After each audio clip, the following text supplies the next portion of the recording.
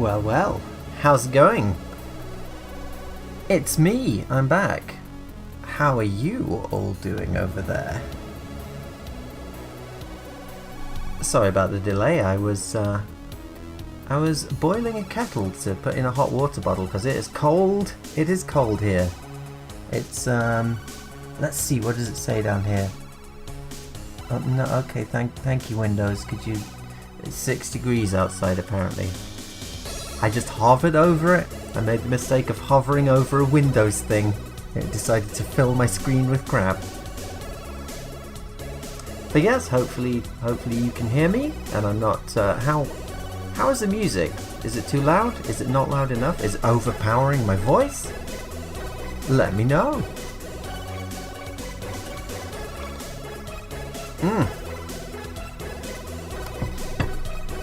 How is that even possible? How can you be watching this stream from the bath? That sounds positively decadent. Absolutely decadent. Okay, so we will continue putting in our shading on this in orange, because I guess orange is as good a colour as any. Music's a bit loud. Let me see. I'll turn it down on here. There we go. We're at 20. Oh, damn it. Okay, we're at 20% volume. That should be a little bit better.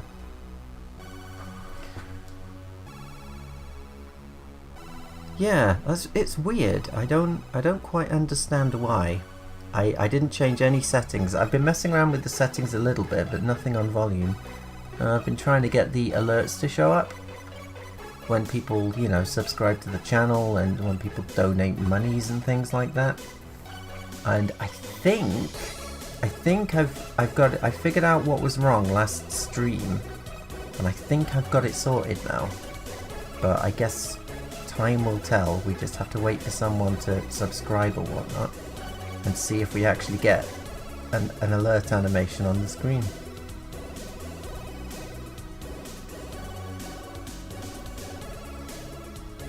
What it seems had happened was, because this is a new channel, I hadn't linked it to my like Streamlabs donations and all that kind of stuff. So I did all that, and hopefully it'll work now. Hopefully. I guess we'll see.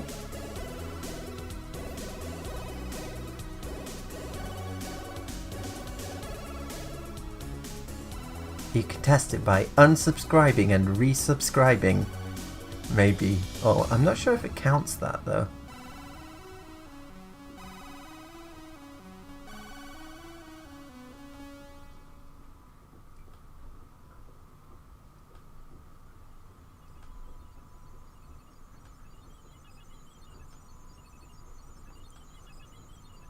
Certainly nothing happening just yet.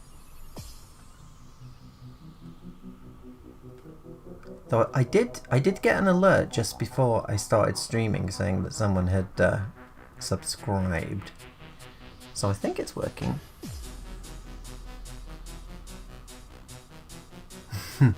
Now there are 2 of them.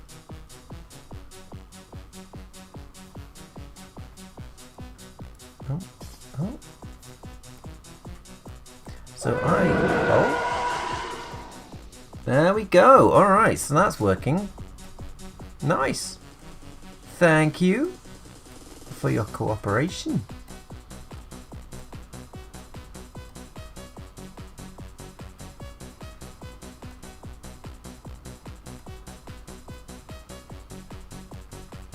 But yeah, nice, laid back stream. Didn't announce it or anything.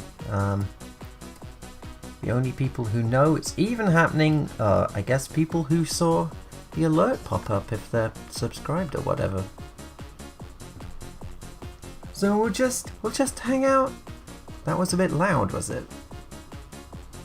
Oh, maybe because because I redid all the alerts. You can't just migrate all of your alert settings from, you know, the previous channel. So maybe damn, yeah, maybe the volume settings are a bit too loud on that. If it keeps happening, I'll turn it down. It is good music to animate too. Alright, so we've done some face stuff. You got the alert. Good.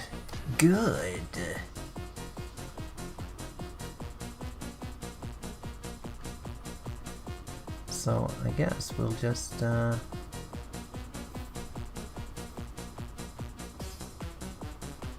continue with this arm. Turn line smoothing on.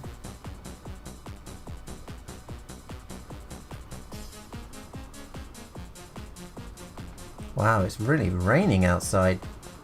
It's making me feel pretty comfy, I don't mind telling you. I've got a coffee here, I've got honey in it.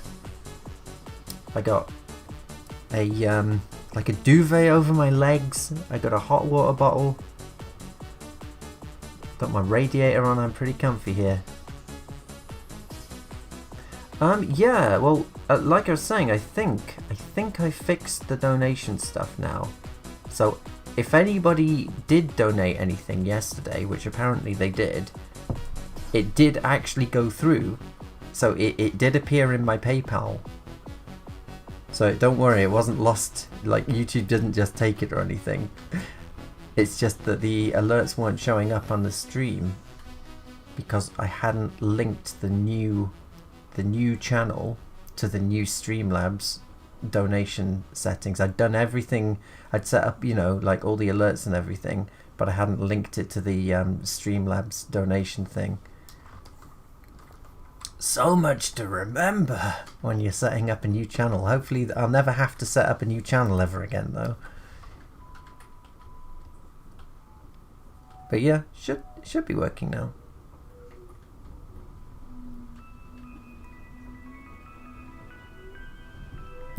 If only, yeah. That would be pretty comfy. I've never had one of those. I've never sat under one of those heated tables. Not even when I was in Japan.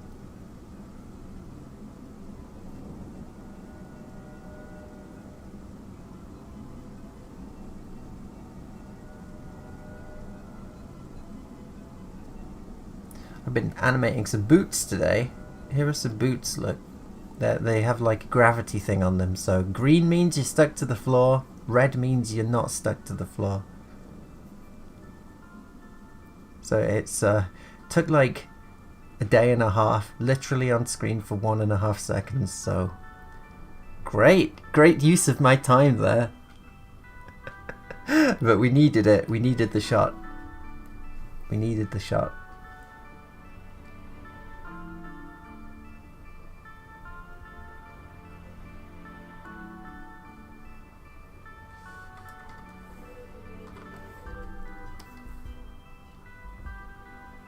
I love being able to rotate the screen around like this. It's so useful. So useful for when you're drawing curves.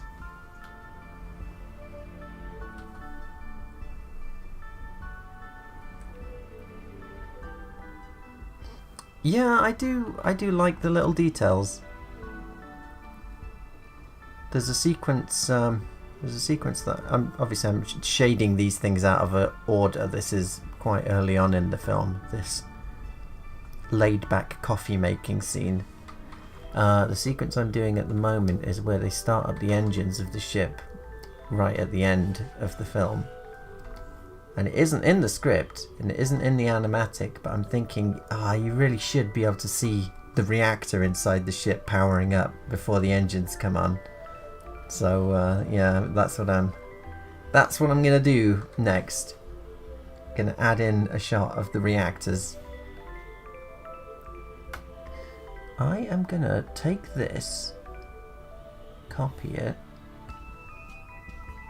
bring it over here, make a new layer, put that shading in there.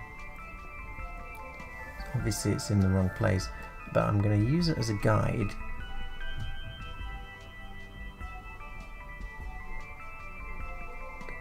And then turn the opacity right down, and just that'll let me know roughly where I'm meant to put it.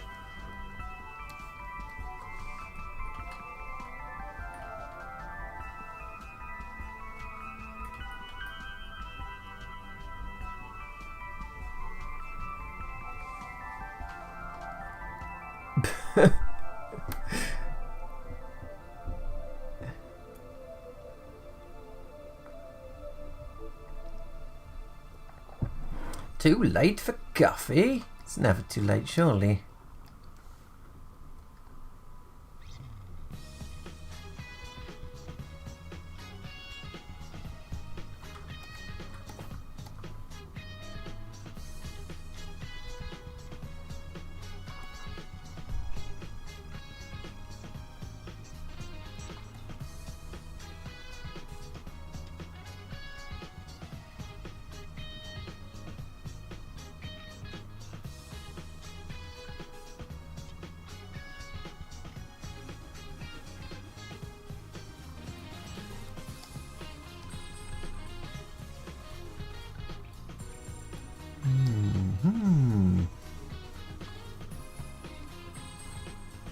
Alright, we'll leave that how it is.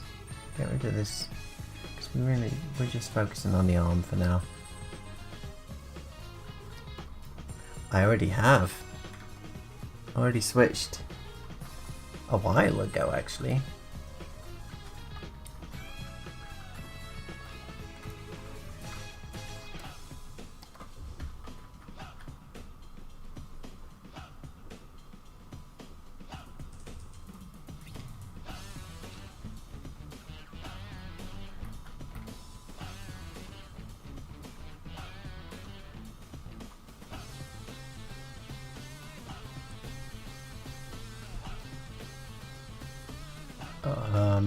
Yeah, I wouldn't know either. I just get it out of the jar instant and just put hot water in in the cup and stir.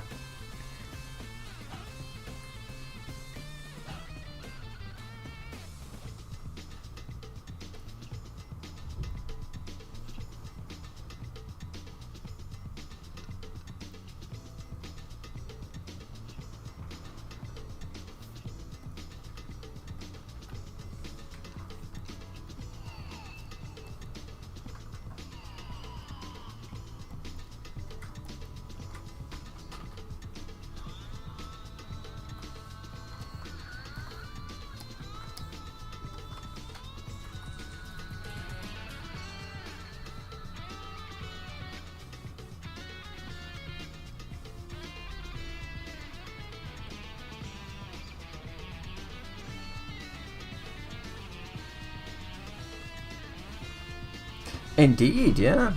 Streaming a bit early, just a impromptu.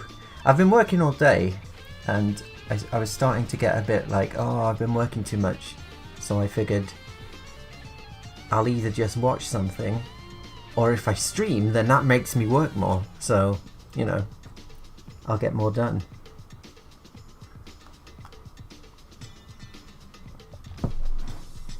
Animating memes, eh?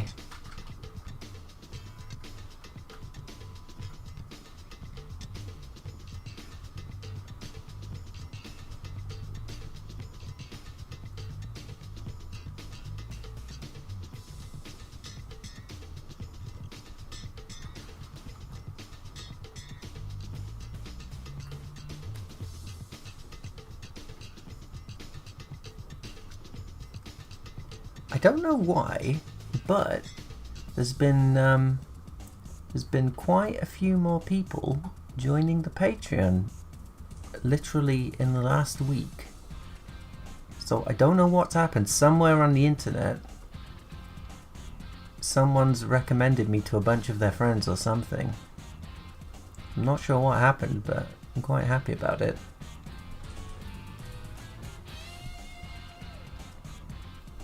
Or I'm wondering if it was that clickbaity thing we did with the like, the final stream, and then it wasn't actually the final stream. It was just the final stream on the main channel.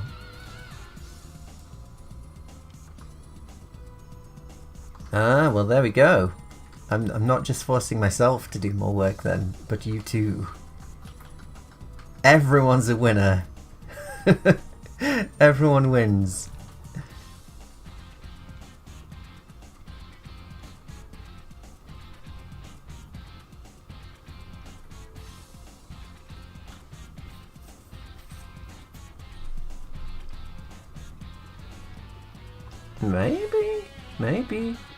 Maybe it's that video.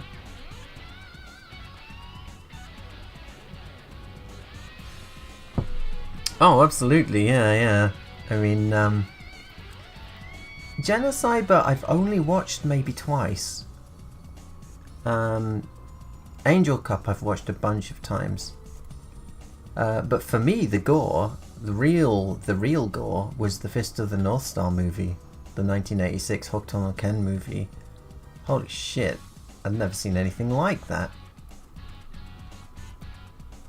I was just like, when my friend showed me that, not only was I blown away by the animation, but I'd never seen blood in a cartoon before. So really, that and Akira were what got me into anime. Like, I was just like laughing out loud. Like, just not in a this is funny way. This is like, holy shit, this is so incredibly good.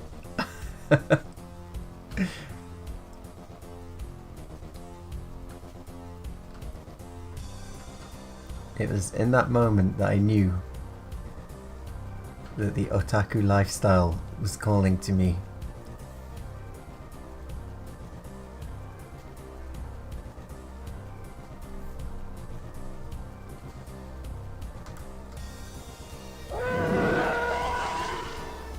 Huh.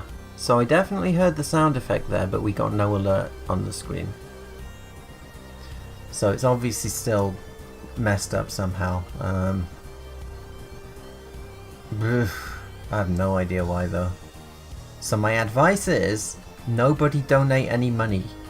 Because I doubt we'll see an alert for it, and I don't know why. I've done everything. I even watched a tutorial on YouTube and followed every step. And we know that the subscription alerts were working because we got one earlier.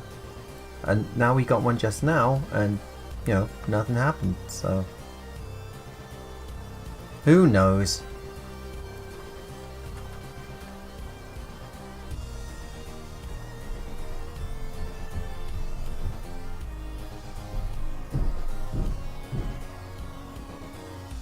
If you can hear loud banging, that was coming through my wall. I don't know what the next door neighbours are doing.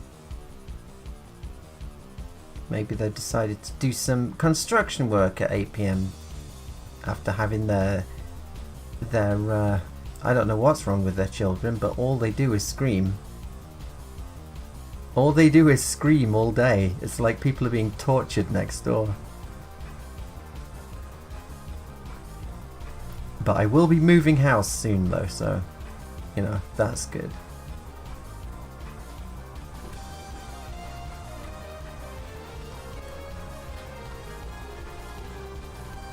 It's been one thing after another. Whoever moves into that house, it's like that house next door is like haunted or cursed or something. Whoever moves in, all I hear is weird noises. So you've got like screaming children, like not oh, children are playing, you know, kind of screaming. Children sounding like they're being murdered. Before that there was weird voodoo chanting. Like weird, like chanting at all hours of the night coming through my wall in like a language I've never heard before. So who knows? Who knows what's going on next door? Probably best not to even wonder about it. Just do a Mieruko and pretend not to hear or see anything, and maybe the ghosts won't get me.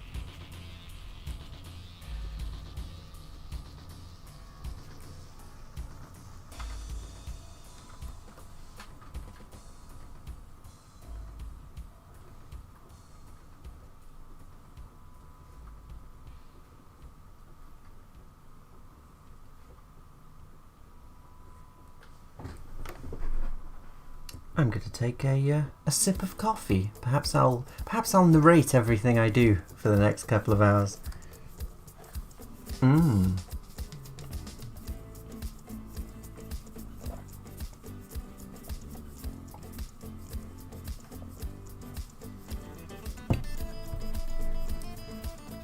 I don't know. I mean, I hope they keep their windows shut at the moment because it's freezing. You'd have 6-degree winds coming in otherwise, but who knows? Maybe the real truth here is that there's actually no one next door at all, and it's just poltergeists. I think I'd rather have, you know, antisocial, noisy neighbours than figure out that it was actually no one there for all those years. Who knows what all that weird voodoo chanting did, though? What forces it unleashed?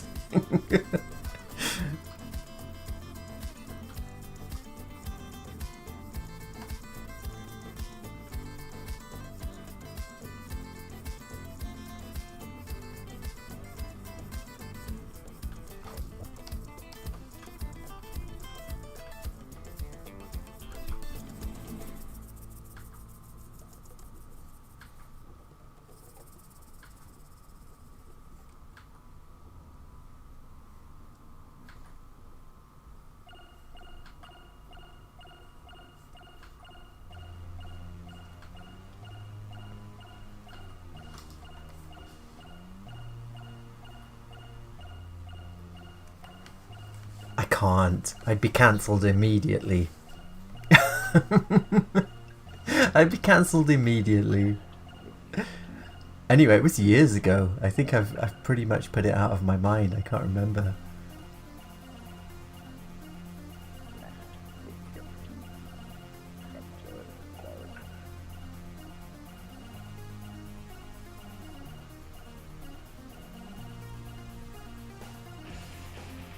Yeah, maybe. I mean, he could come round for some coffee if it was him. I wouldn't mind.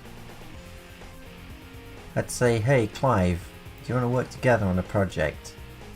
I'll animate for free for you. The trouble is, Clive Barker, as of late, as of the past like 20 years or whatever, it seems that every project he's involved in doesn't go very well, does it? Like, video games. I mean, the state of Hellraiser right now. It would be better just to put it out of its misery, I think. And he's tried to get some video games off the ground, and they've always been reviewed really badly. And yeah, so I don't know. Maybe there's a curse on Clive.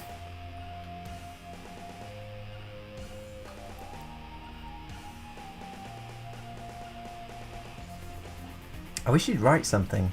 I wish he'd write something new. I want to read. I've read everything apart from Weave World. I haven't read that yet. I've read everything he's done, and I've liked everything he's done.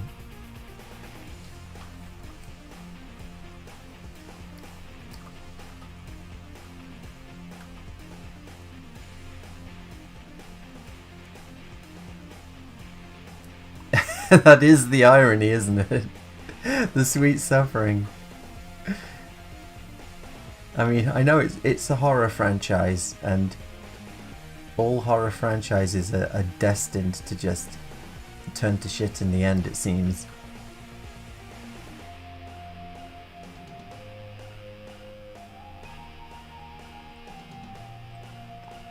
Rawhead Rex was an interesting film.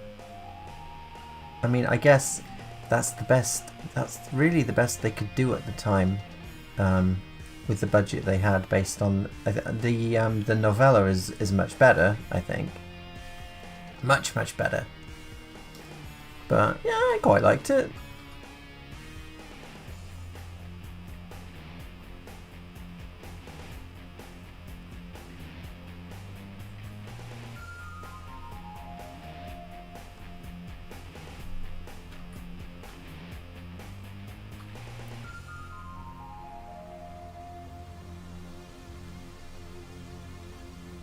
Me and Mackie were watching Pluto TV last year, and we just caught Lord of Illusions. which I've seen a bunch of times, but she hadn't seen it, and that's pretty good film.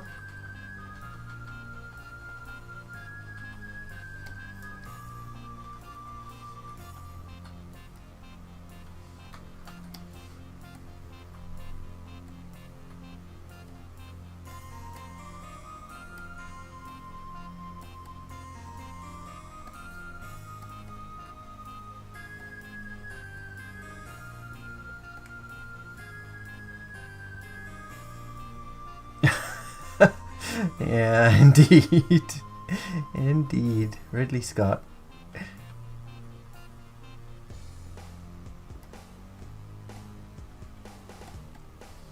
We're not really sure what he was thinking with, what is it? Alien Covenant.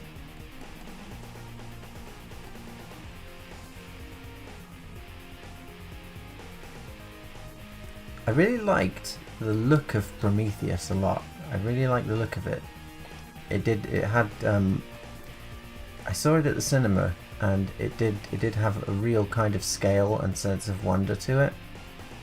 But on the other hand, the entire crew were absolute morons. Like they had legit, it's like they chose a crew of brain damaged people with severely impaired decision making skills to go on this extremely important mission. And then there's Covenant, and they're even worse in Covenant. The first thing they do is take their helmets off and breathe in all the alien spores. The first thing they do. They're like, okay, alien world. Take your helmets off and just breathe in the alien spores.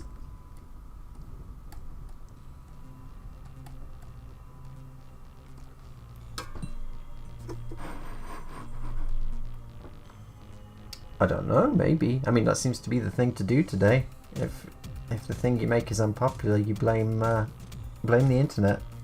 Say everyone didn't like it because they're, I don't know, insert word, whatever you like, really.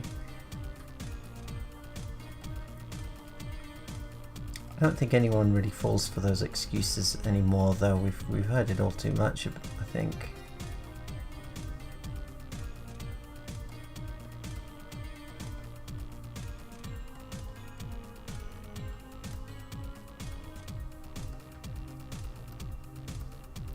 Oh, it's something that slipped under my radar completely.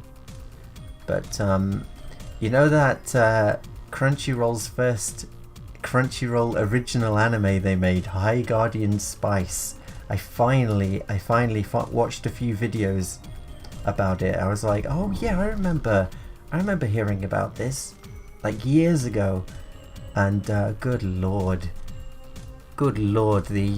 the animation errors, the background errors, the line errors, the composition errors, it's just filled with errors. It was like there was no quality control at all on the thing.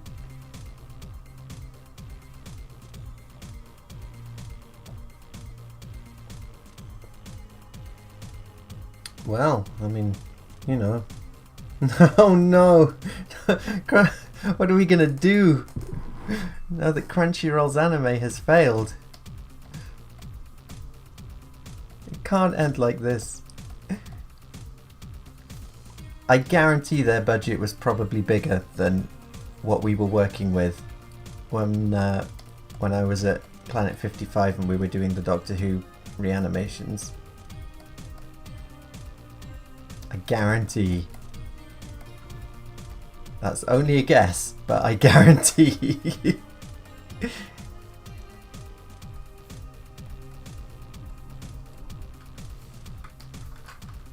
We certainly didn't have the money to outsource to Korea like they did, so I don't know.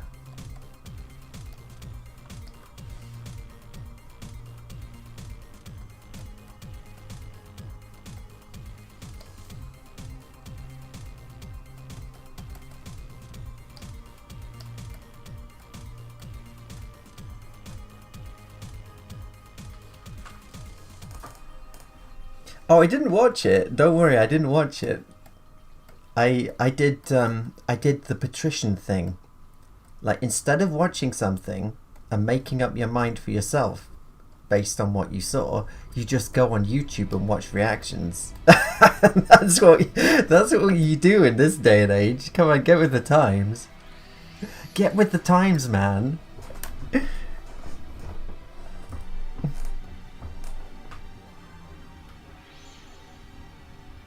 Oh, we are all doing pretty well, I think. How are you doing?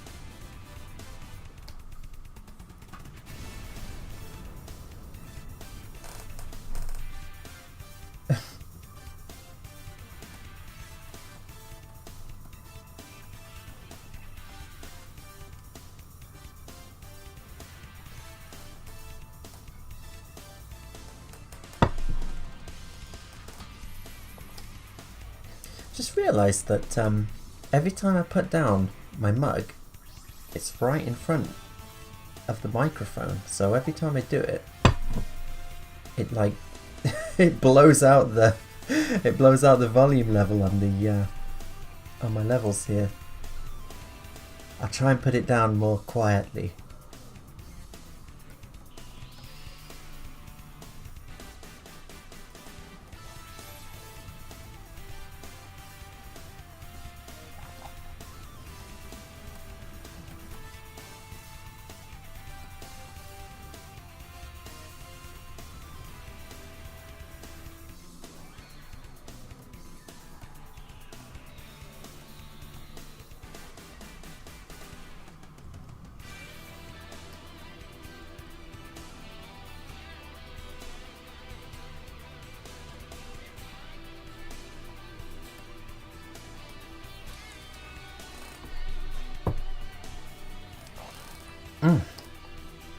Coffee has been consumed. I can feel its caffeine-free energy filling me with power.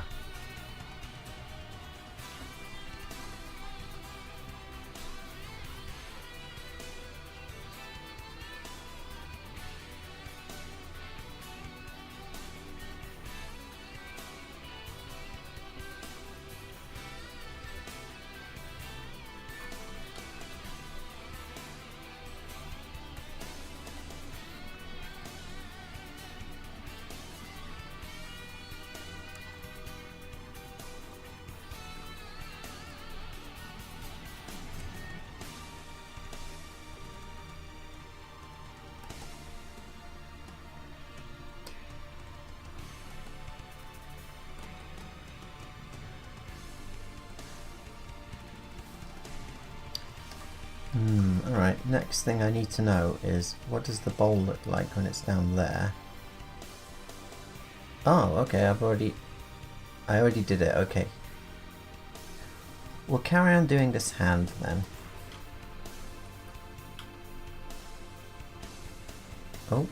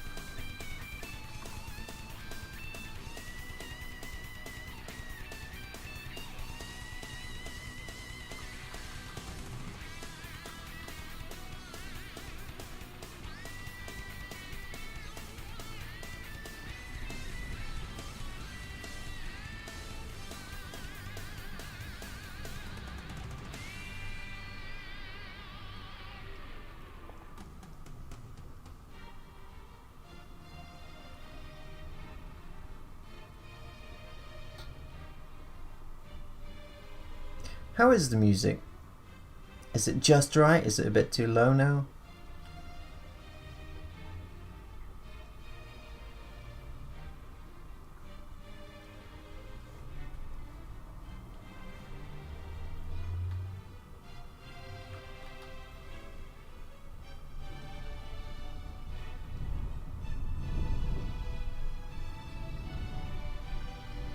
Damn, can you hear that wind out there? Not sure if this mic is picking it up or not. It's really battering at the windows here.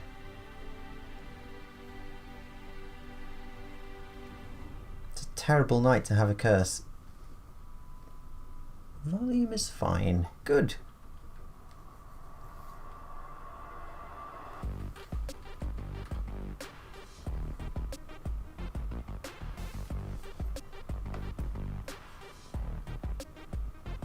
Yep, yeah, that's what we were talking about.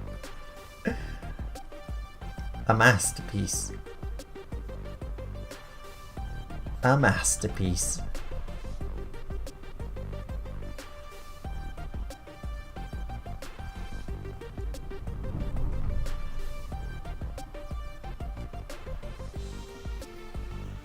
Good, I'm glad you could hear my wind.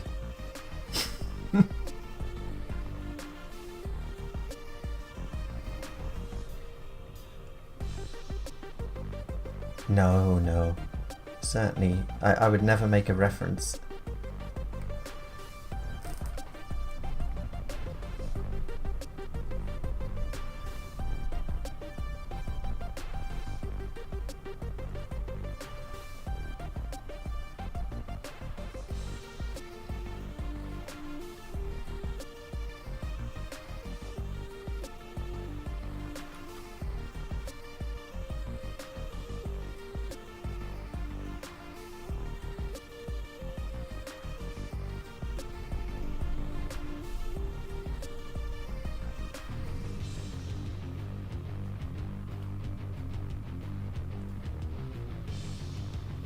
Hands always take ages to shade because there's so many. They're complicated. There's so many things on them. There are fingers and joints and whatnot. Like an arm is relatively easy to shade compared to a hand. It is, yeah. The wind is blowing, but like I say, it's comfy. I like it.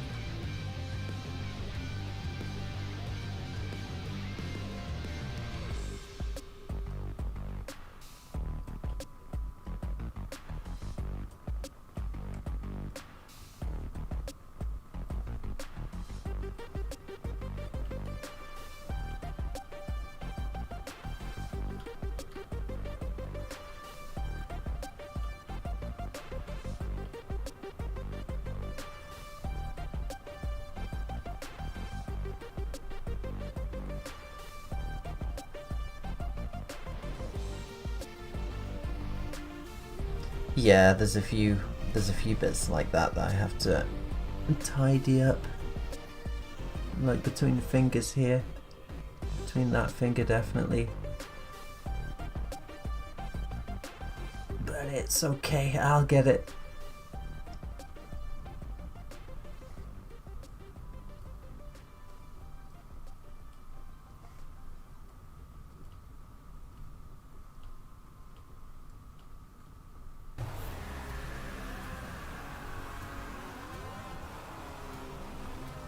Ooh, this is a suitably epic tune. Get ready for 5 minutes of this.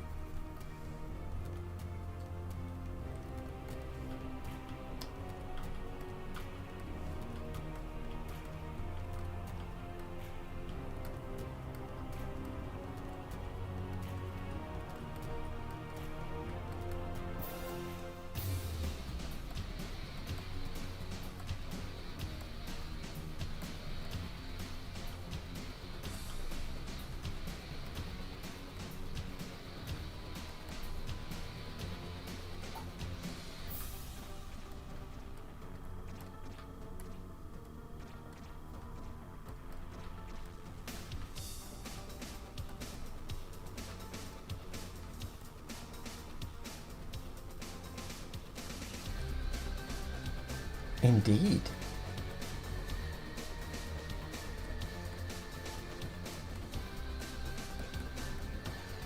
Potion seller. I'm going into battle. I need only your strongest potions.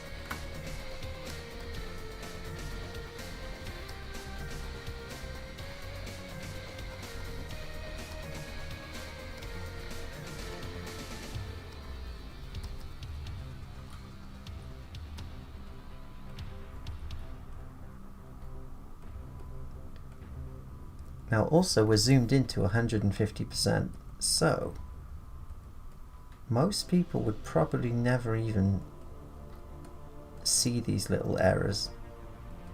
But you know, it's always good to sort them out anyway.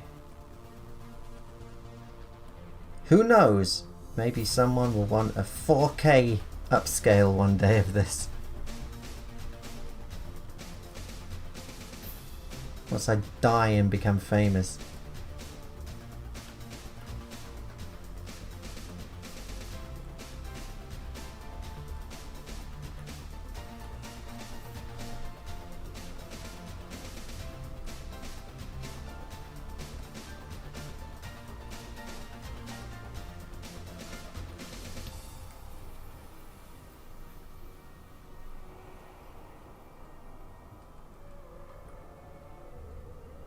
Oops.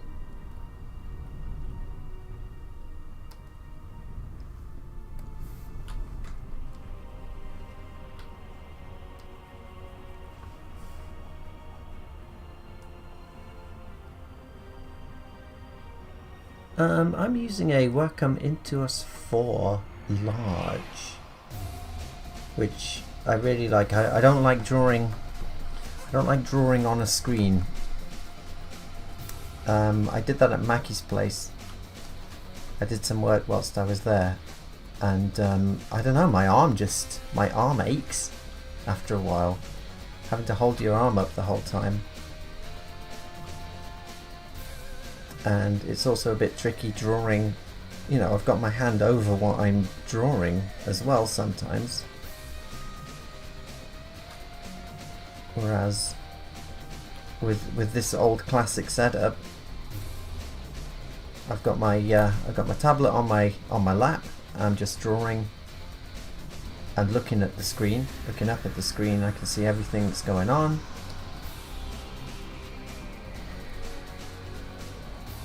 I'm never obscuring what I'm drawing or anything. So I don't know, this just works for me.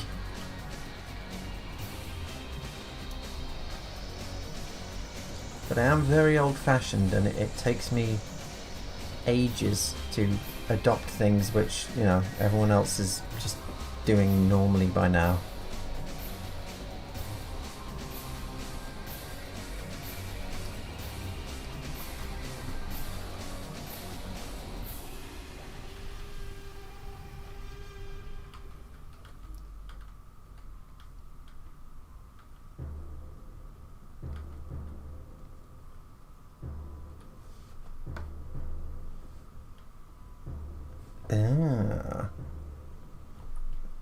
Yeah, the trouble with the Intuos is that the Intuos 4 anyway, which I'm on my second one now.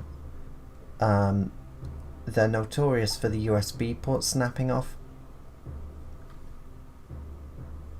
They always just snap off after like a year or two, and you know, it's Wacom, so they're not going to replace it or fix it for you.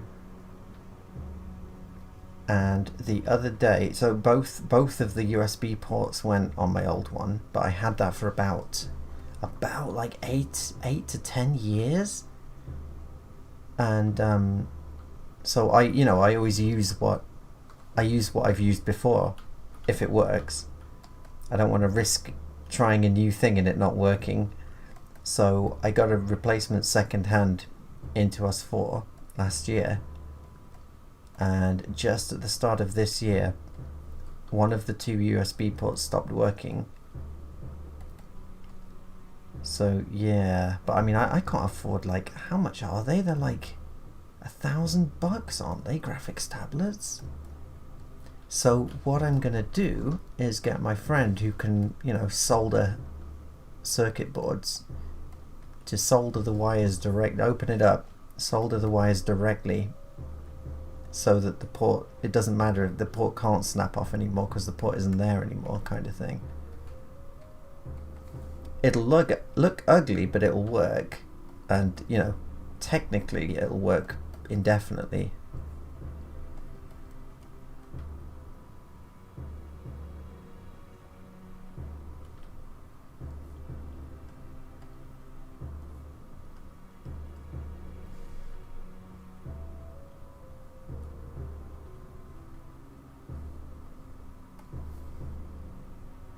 £260. The price of a holiday.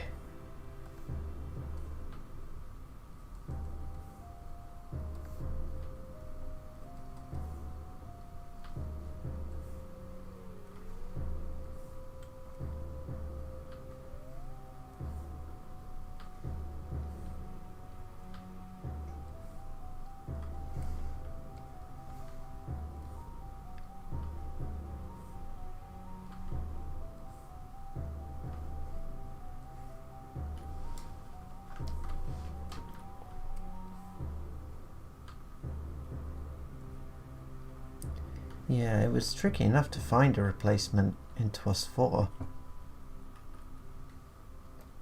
Because, I mean, no one's using them now.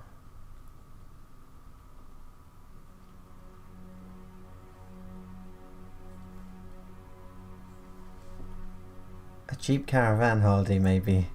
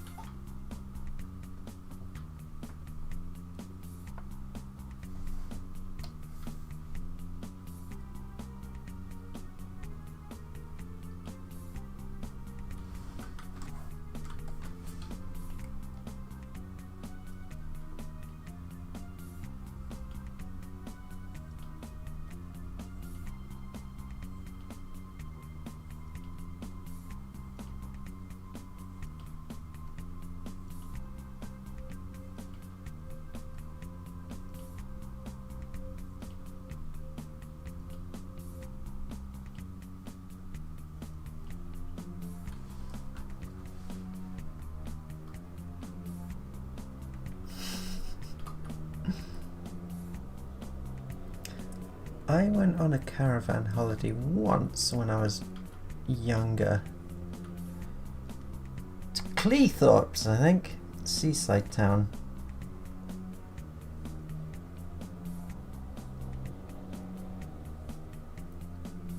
So there's some information. I hope you enjoyed that piece of information.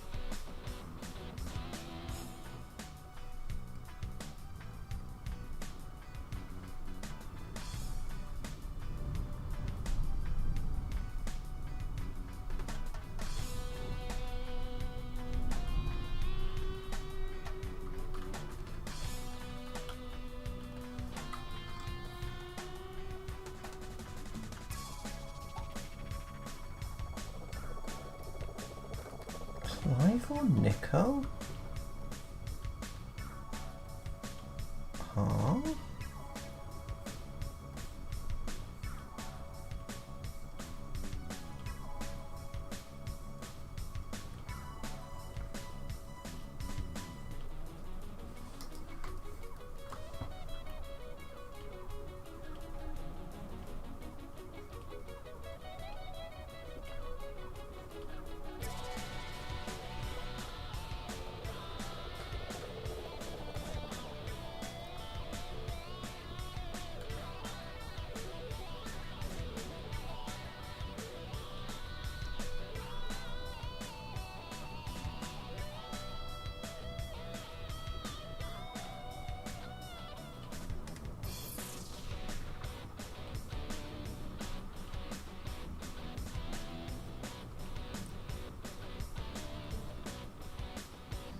Oh, I was going to say, the only Nico I know is Nico McBrain. I don't know. I like Nico. I like Nico McBrain. What a great surname, Nico McBrain. Speaking of coffee, maybe we should do a coffee break. Could do with another coffee. We just do these last couple of bits. Alright, it's coffee break time then. See you in a moment.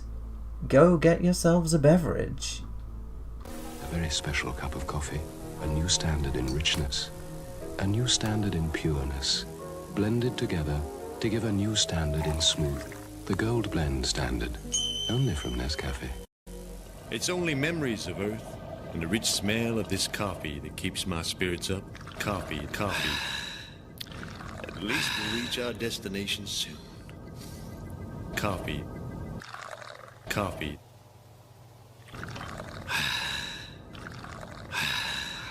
You make a fine cup of coffee. You've made my day. Are you taking your coffee break now, Alan? Yeah, that's right. You want some? Coffee. And I had to go make coffee for two. Hurry up, would you? My coffee's starting to cool off. Coffee, my salvation from my day-to-day drudgery. Coffee. A little bitter, but still an excellent blend. Boy, you should switch to decaf. Hello. I'm sorry to bother you, but I'm having a dinner party and I've run out of coffee. Come in. Thank you. Will Gold Blend be too good for your guests? Oh, I think they could get used to it. It's a very sophisticated coffee. They have very sophisticated taste. Do they? Yes. Well, I must be getting back.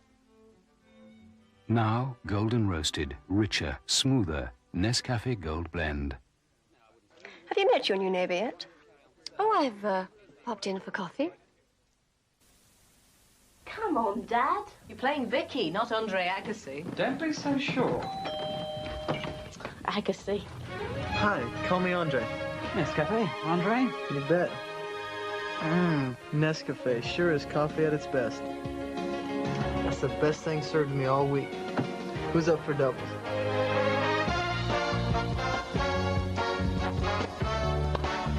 Yeah! The best days are Nescafe days.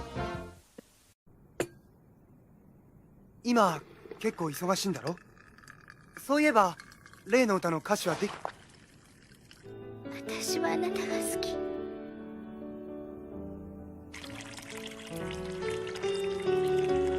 Days looking new and bright, and you're gonna start it right.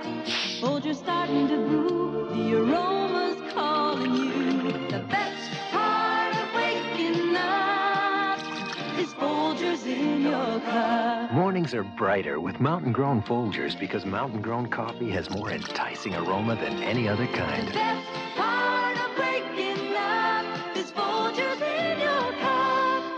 Please enjoy this footage of velvety smooth beans, followed by a well-shot close-up of a hot brown liquid that's brewed by mixing heated water. All over the world, the word for great coffee flavor is Nescafe. We're the world's favorite brand of instant coffees. In America, Nescafe's great flavor comes two ways. We're the world's best-selling tool. Nescafe Regular in the red label. If Nescafe can please the whole wide world. And now Nescafe Decaffeinated in the green label. We can sure please you. Same kind of flavor. Nescafe Regular, Nescafe Decaffeinated. What's your pleasure? お嬢さん方を応接室に。はい。美味しいコーヒーを入れましょうかね。美味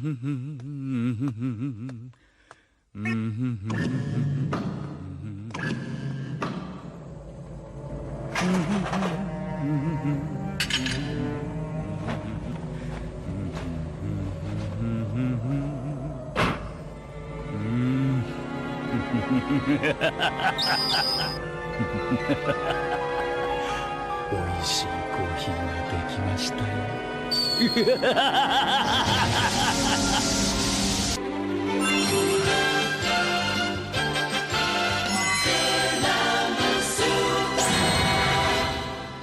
I only showed you that to remind you you desperately need your fix. 男の温度が上がった。飲んで飲んでまた飲みたい。缶入りコーヒーウエスト。Go West.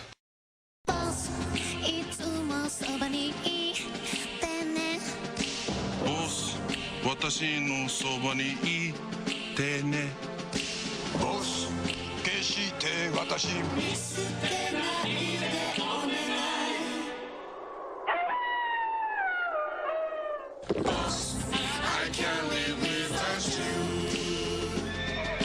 Boss, I can't live without you. We're back. We're back. Let's continue. Finish this arm off.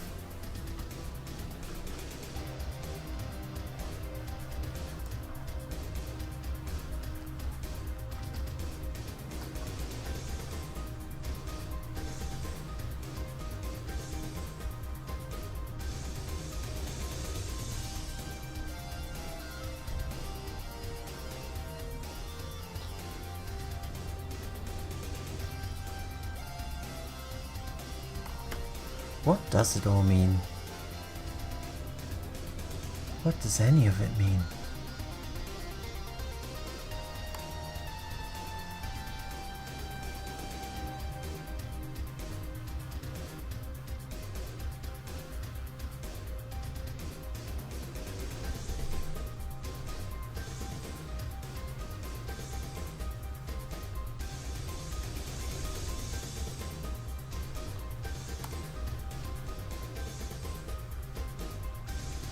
So now that the Expanse has finished, what do I do for my my hard science fiction fix now? What do I watch now?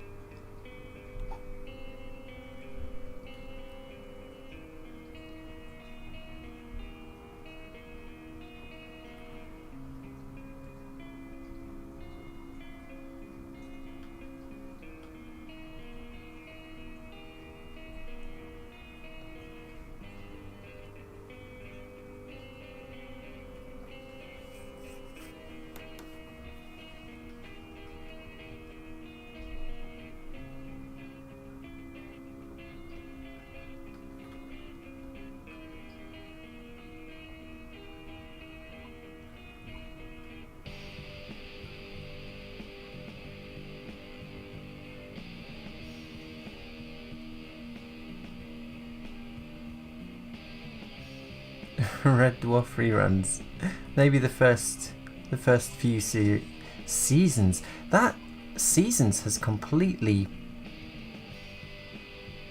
It's like it's come in and totally taken over the language of TV series, hasn't it? Like we didn't have seasons in TV in the UK.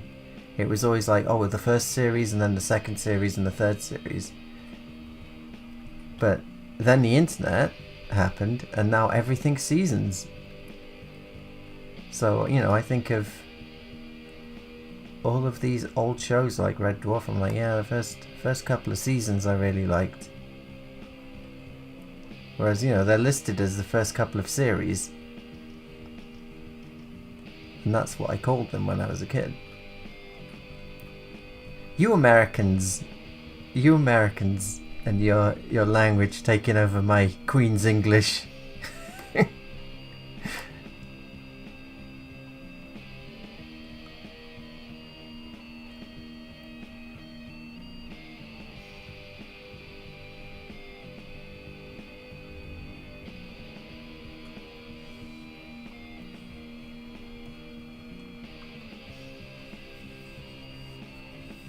I could watch Netflix She-Ra, I guess.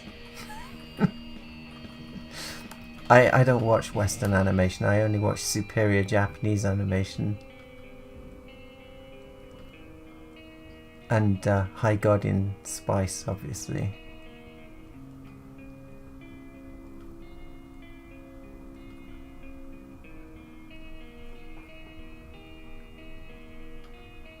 Yes. The UK.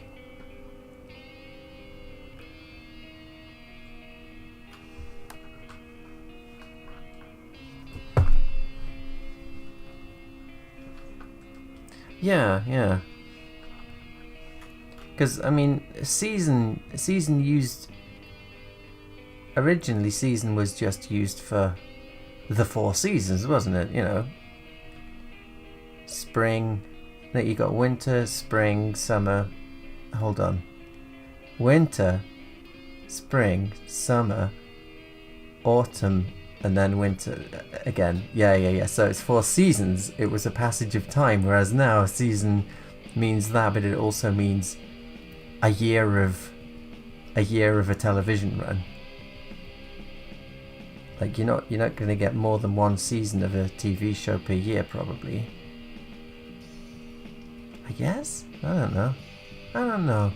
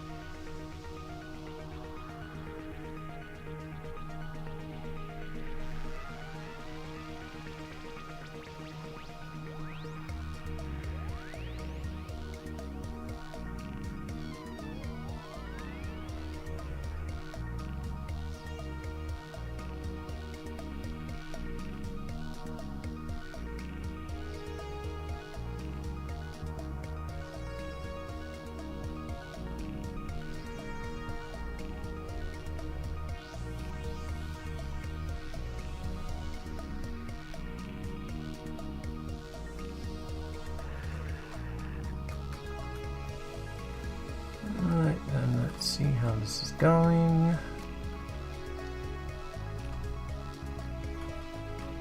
Do a bit of filling, maybe.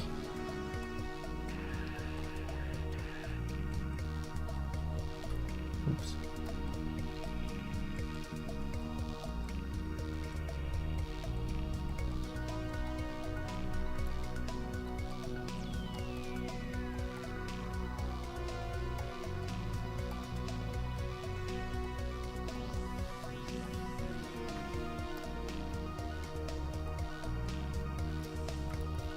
Enhance!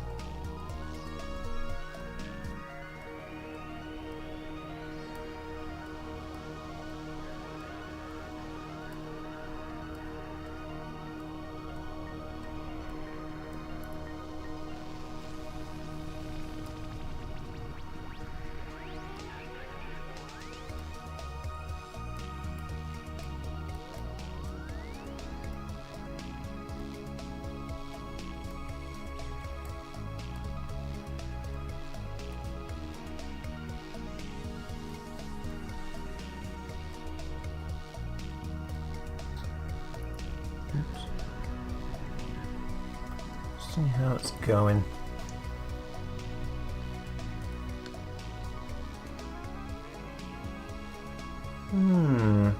Seems alright. Seems okay. Oh! Look! It's Mackie out of nowhere. What happened? Did you fall asleep?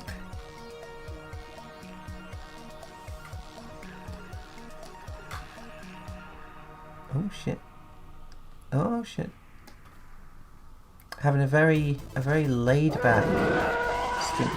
There it goes again. Did you hear it? Did you hear it? But we see no alert. So Mackie, I spent some time trying to get my alerts working, and I thought I'd got it, but then we started the stream and the alerts were working, and now they've just stopped working again. So I don't know. I have literally no idea. Absolutely no idea how to fix that. So I think we might have to live without alerts.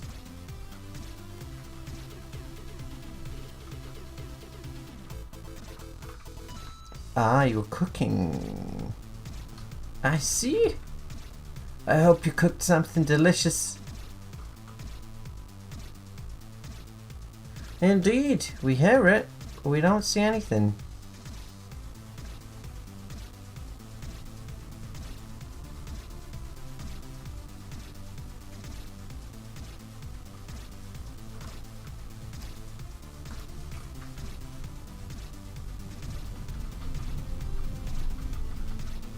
I'm gonna do this hand now.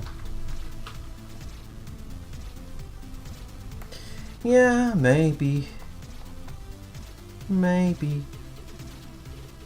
it'll just magically start working, but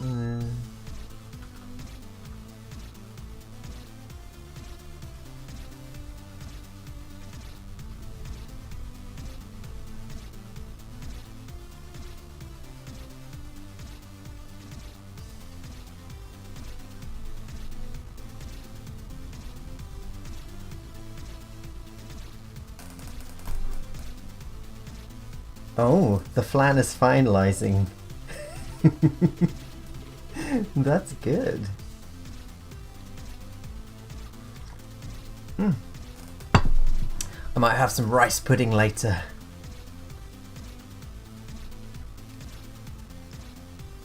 Put some golden syrup in it. Oh, it's gonna be good.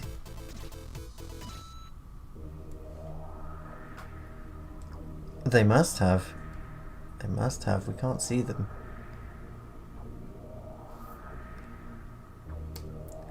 If I go to Streamlabs and test, and it works no problem, look. Let's see, I'll test a donation to myself. Wow, thanks, John. So it isn't a problem with it being linked to Streamlabs, it's linking just fine. It's just that it only works with testing. Like if anyone actually subscribes, we don't see anything. And I'm afraid, you know, it's far beyond my ability. I have no idea why things wouldn't be working. I've done everything I should have done.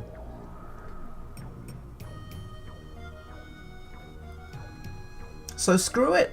I'm not going to worry about it anymore.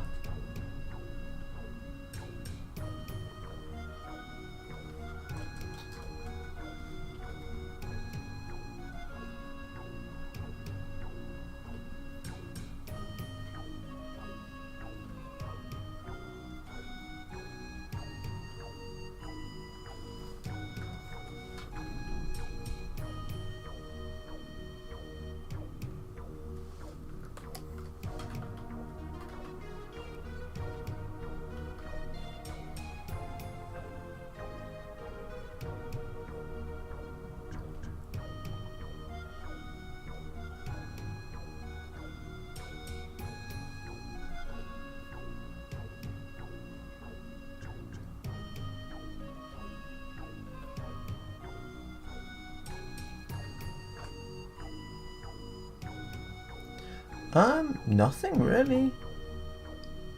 Talking about High Guardian Spice for a little bit. But yeah, nothing really. I've just been shading. It's been a very slow. You know, I didn't announce the stream or anything, so only people who were looking saw it was happening.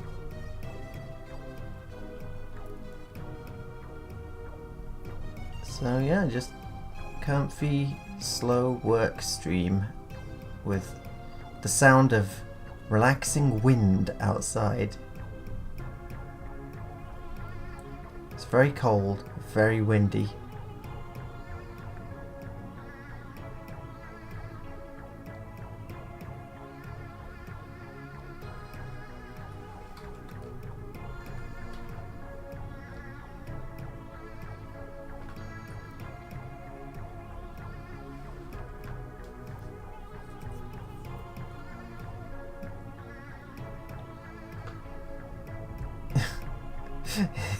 Indeed it is, and indeed it didn't.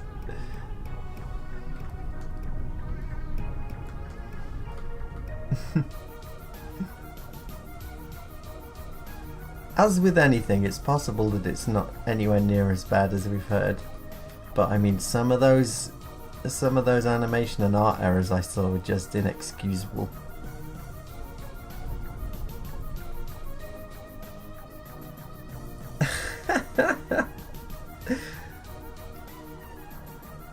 How many hours per day do I work on animation? Well, at least 12. Yeah, at least 12 a day, I would say. I think maybe like 9 hours would be the least if I was having, you know, a kind of lazy day or something.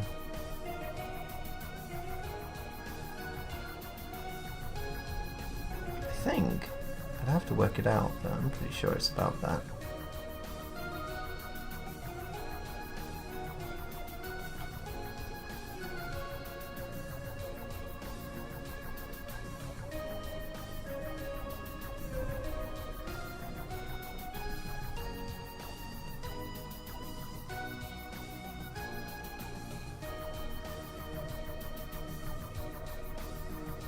Speaking of animation errors, look at that. Where's my line slayer? Is that it? Yeah.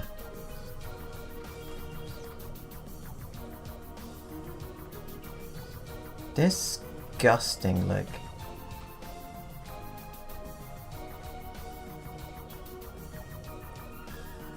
Disgusting. Here I am slagging off High Guardian Spice and my own lines are no better.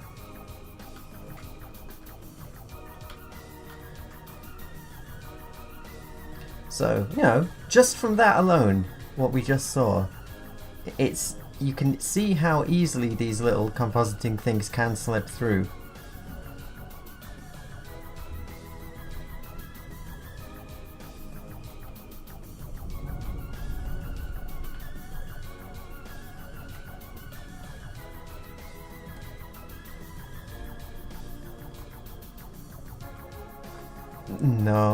No sports for me. I was jogging and I went to see Mackie, and since I got back from the US it's been so cold out there that I can't even face the prospect of jogging.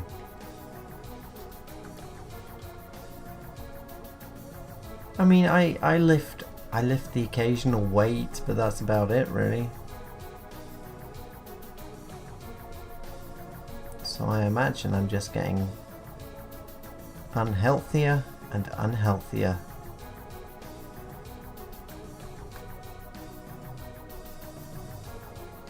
A sport? Swimming? I'd swim all day. I'd swim all day if I could. I like swimming. I just don't want to pay for a gym membership to use the swimming pool. And I don't want to use a public swimming pool because people are disgusting. And I don't want their piss and their germs.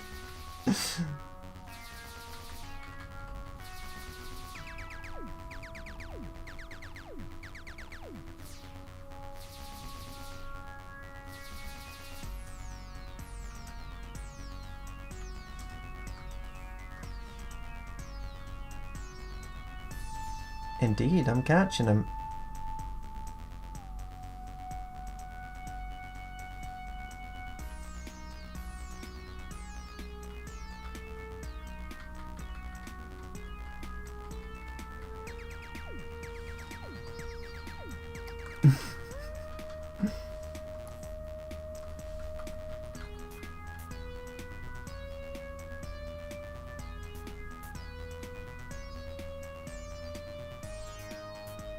Yeah, swimming's good. Supposedly it works out every muscle group. But, I mean, it's just fun more than anything. It's like being in space. Not that I've never been to space, but I imagine.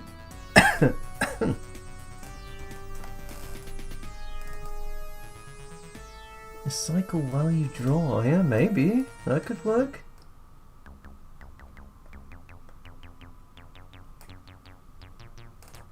Every error was meticulously looked for and approved and sent out. They took great pride in shipping every error.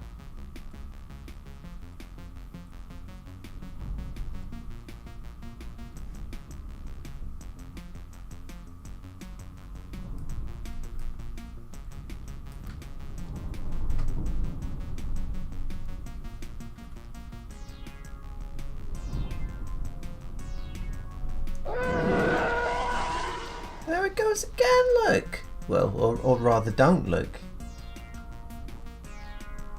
It's so confusing. It's just taunting me. I'd rather not hear anything. If you're not going to show the alert, then don't play the sound effect either. I'd rather not know.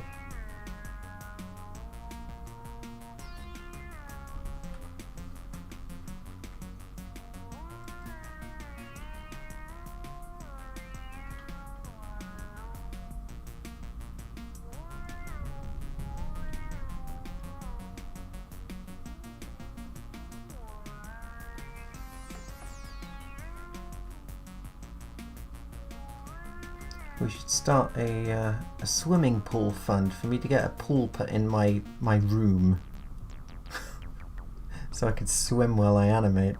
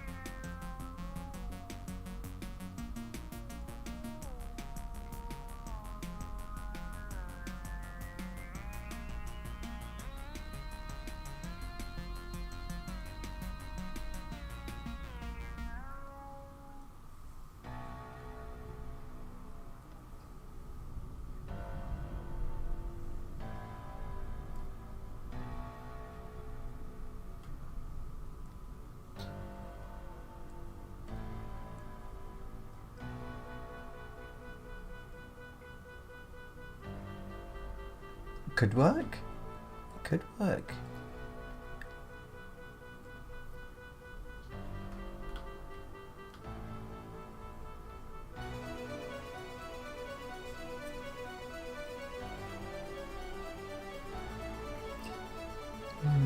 All right.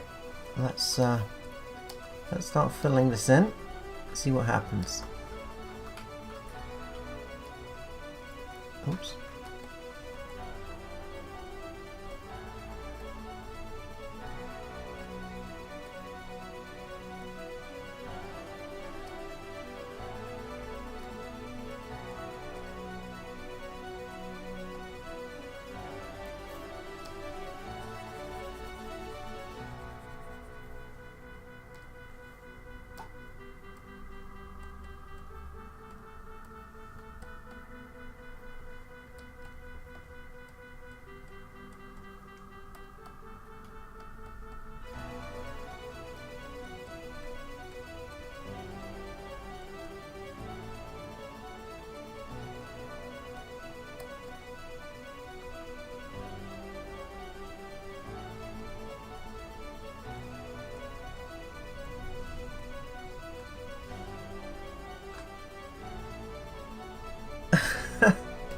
Why don't you draw that?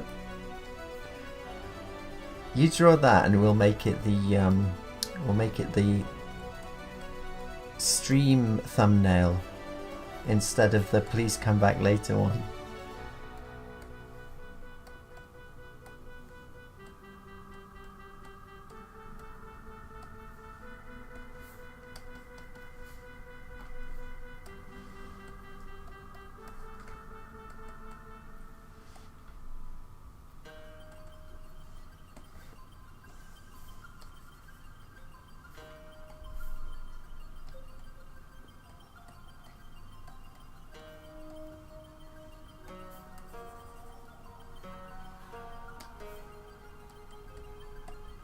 Fingers, I'm telling you. So tricky to shade.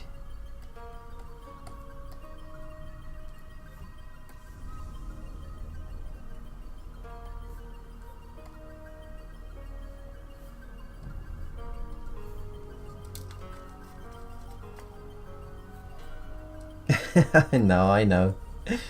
I know, I'll get rid of it later. I saw the gap. I minded the gap.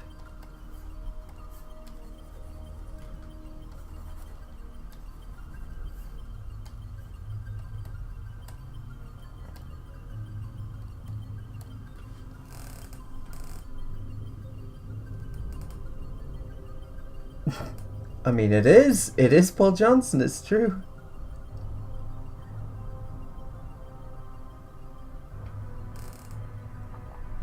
In a shocking twist of events, it's Paul Johnson live on YouTube, streaming to an unlucky number of 13 people. I always knew I'd hit the big time.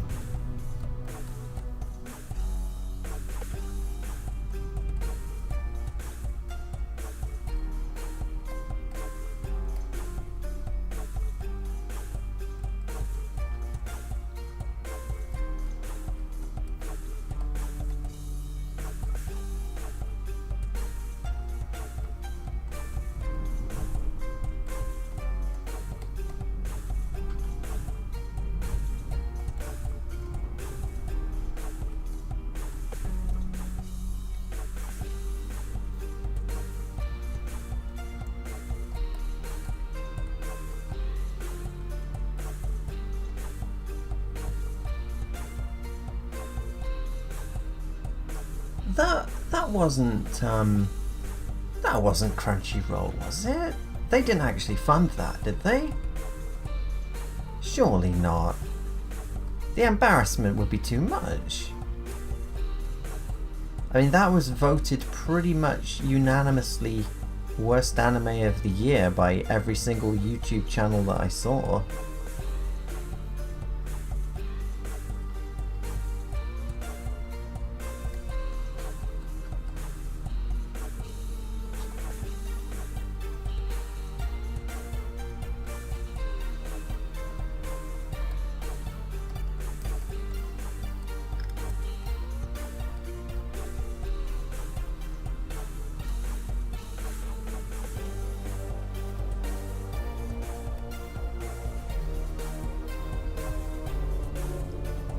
Oh. Yeah, I'll have to check. I thought that was just a random thing from Japan that looked terrible.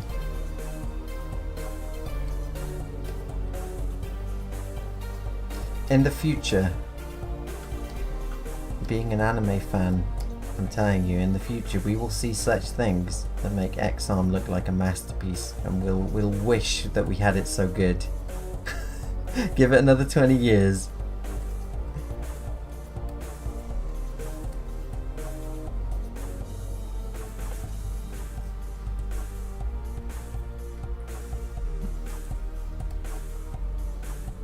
X-Arm. Awful.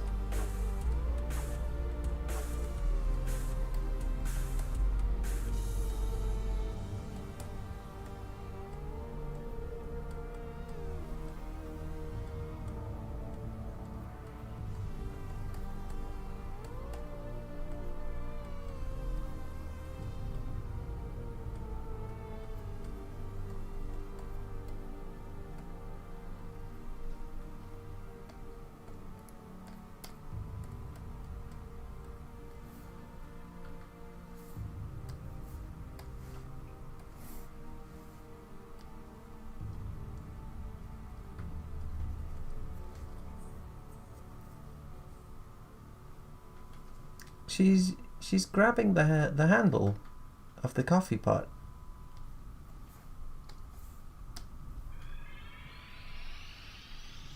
So technically, it's fine there, and it's fine there. It's just that it shouldn't go that far back.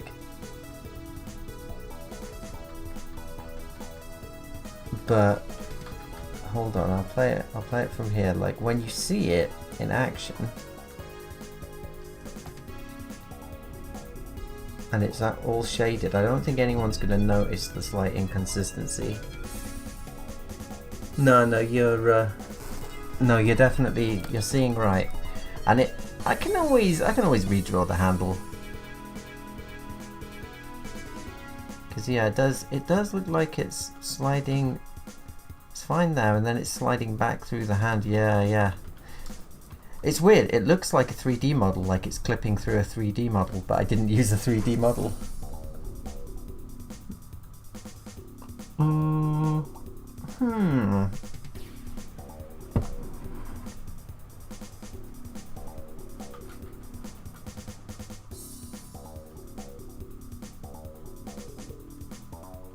Yeah, we're gonna need to redraw. We're gonna need to redraw. There we go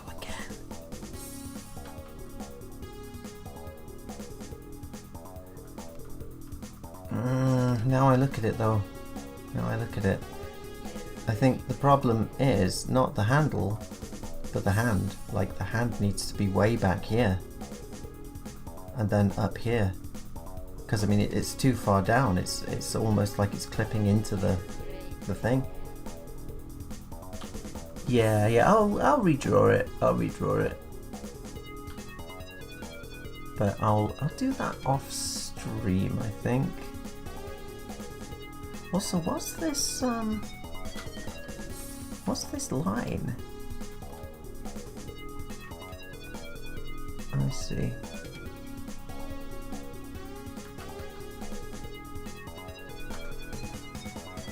Luckily, I kept all of those on separate layers rather.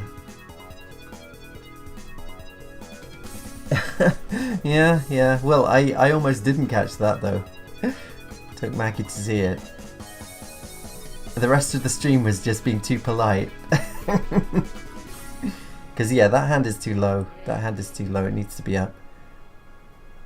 So I'll need to isolate this arm over these frames, so it's only from here to here. I need to isolate that and move it and erase a bunch of lines and yeah, because better to get it right, you know.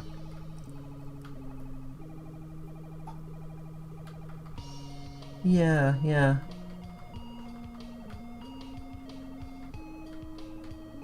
Well, we'll shade the body in the meantime.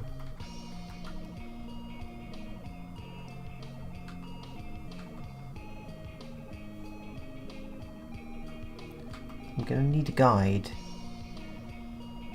I think I'll grab this frame here. Hold on though, is that... Where is it?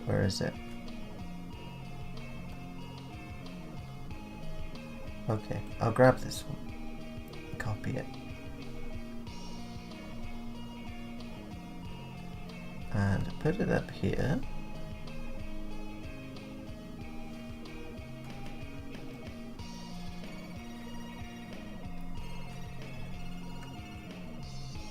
And move it down there.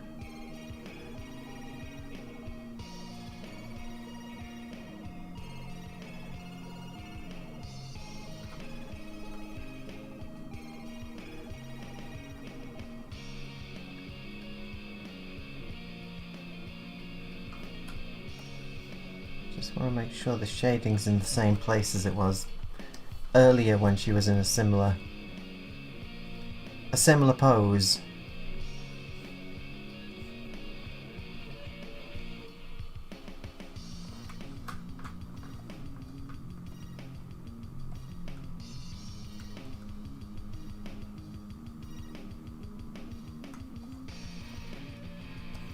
It's okay, you can see yourself out.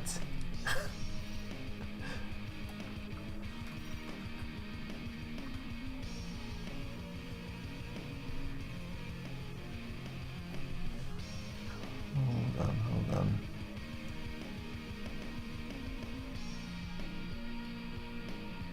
So there's something else, look, that just appears. The shading here just appears.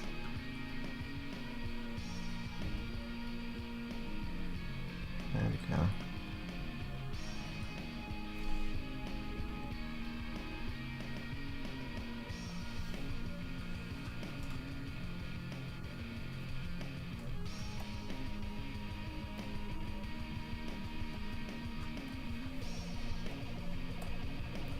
No.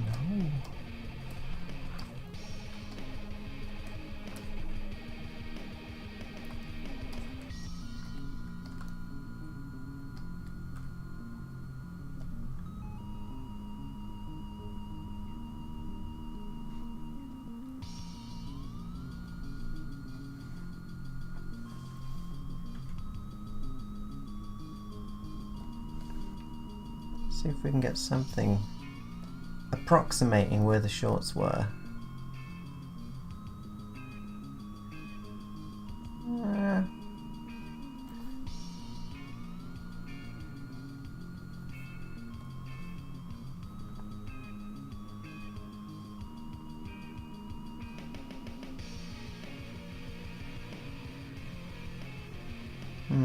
Tell you what I could do.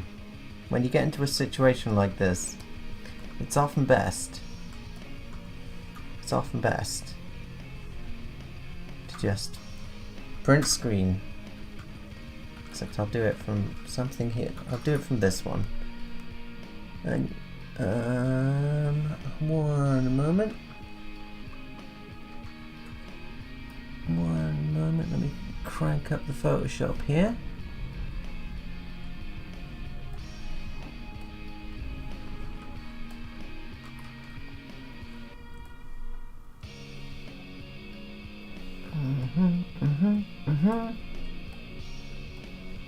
Save as.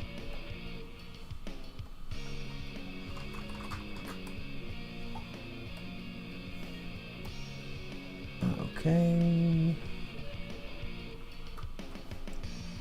So I just print screened it. I'll bring the whole thing in.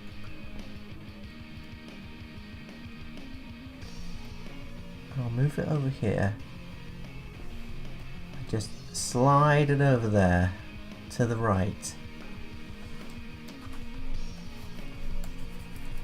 Just erase all of that. I think that's a bit easier, isn't it? I can actually see what I'm doing now. Because I don't want the shading warping drastically. So now at least I can see where I put the shading on here, and on here, and on there.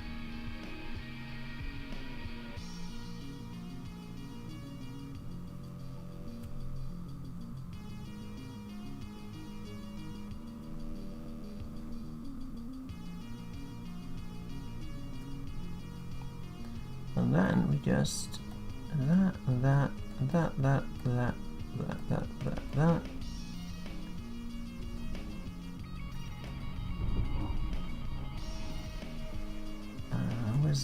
Where's the lines? Not there, not there, not there. Okay.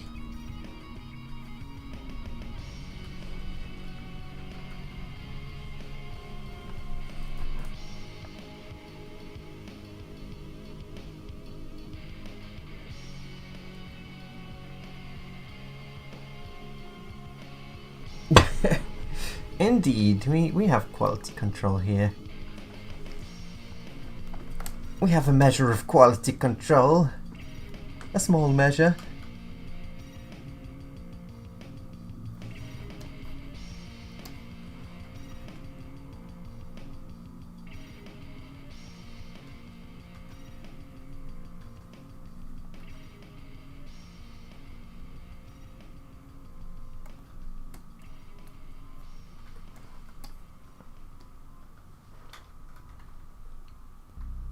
line for the strap needs drawing in.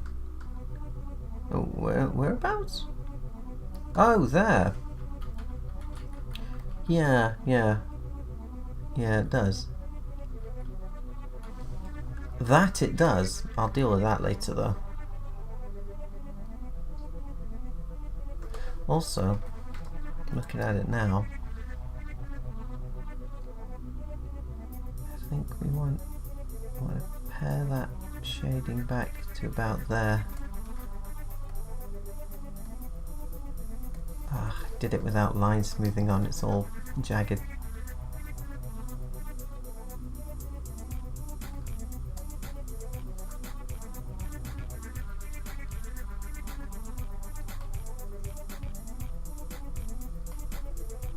Because this is another one of those where it holds, shading holds all the way up to here. So I want to make sure it looks alright. And then fix the eye.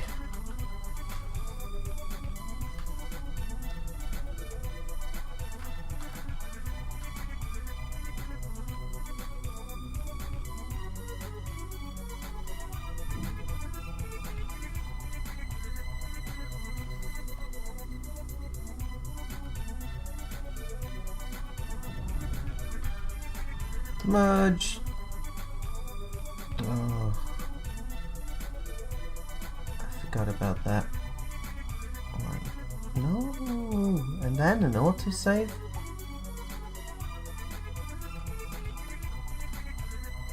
Yeah.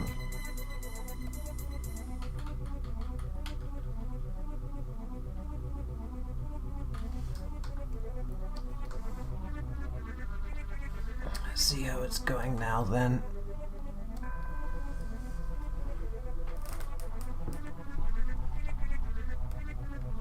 Well, it's coming along.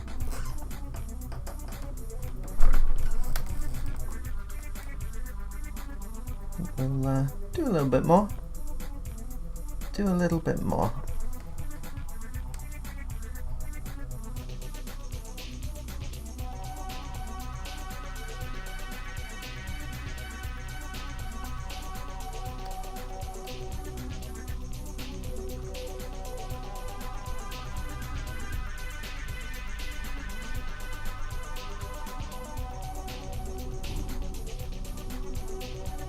Huh.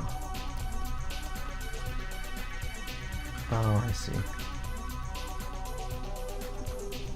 Fine.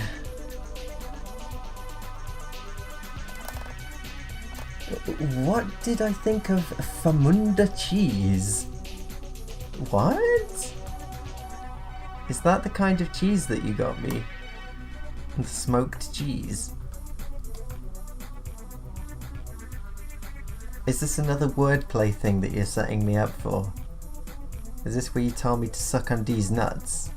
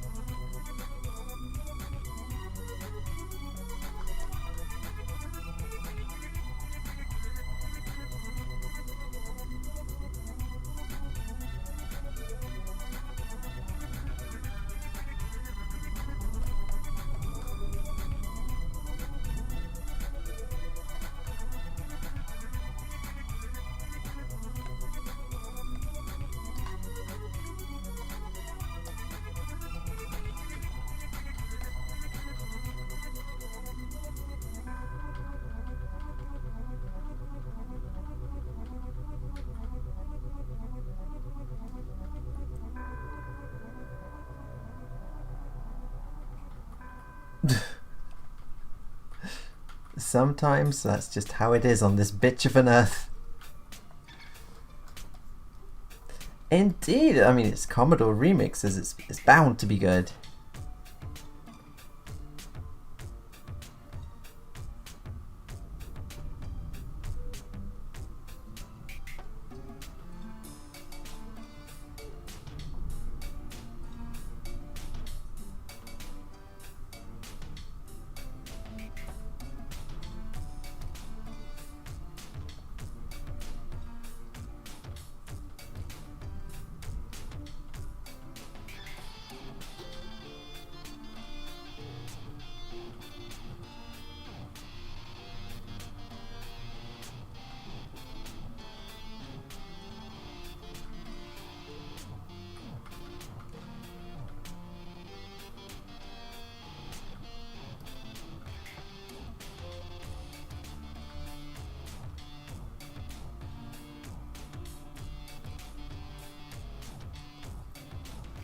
Very, very cheese.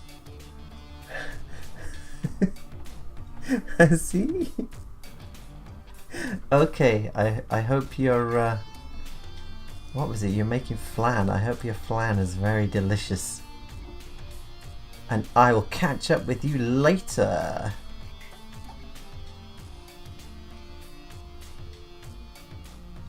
Pumpkin Man, eh?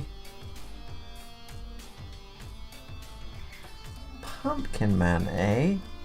What's the... is it F4 or F3? It's F3.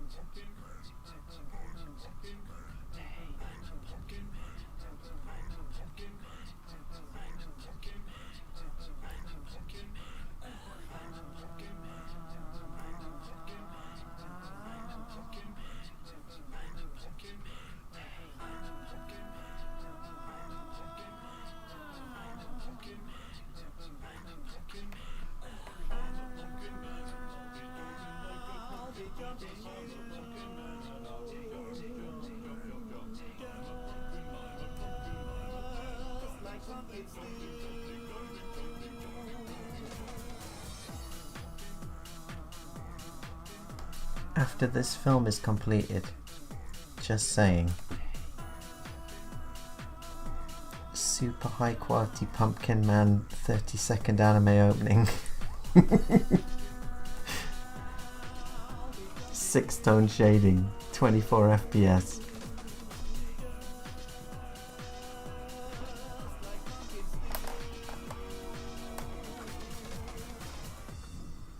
Yes, I like everything from the 80s. Me and Mackie are often listening. On holiday we're listening to 80s stations a lot. I mean, we do anyway. But yeah, like everything from the 80s is good. But I mean, especially I'm always impressed with how good the pop music was in the 80s.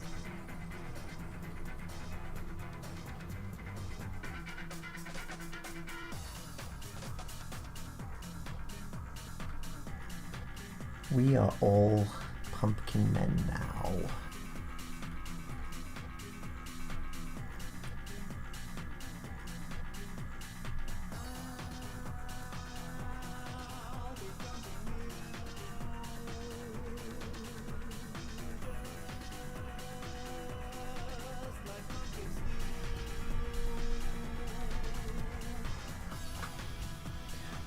This film will definitely be finished this year. Definitely.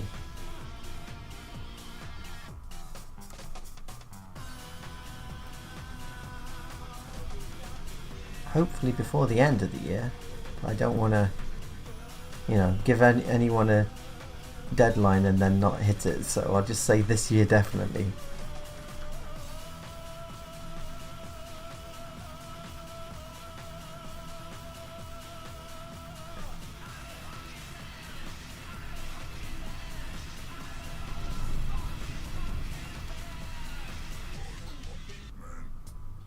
Well, Pumpkin Man.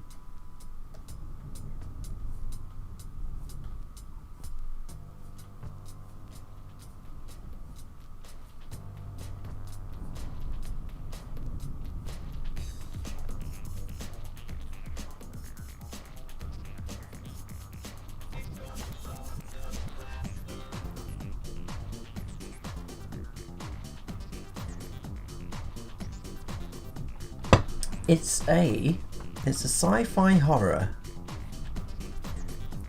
that starts out quite comfy. I can't say too much without spoiling it, but it's a sci-fi horror film.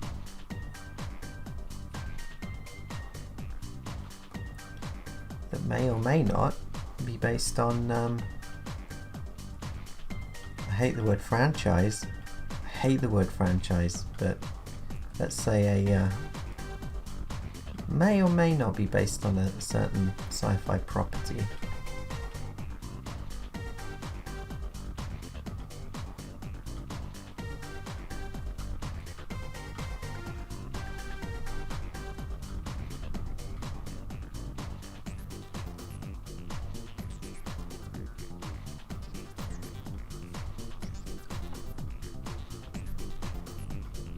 Have I played Enemy Zero on the Saturn?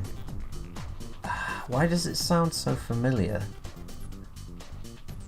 Why does it sound so familiar? I'm pretty sure I haven't, but I've heard the name.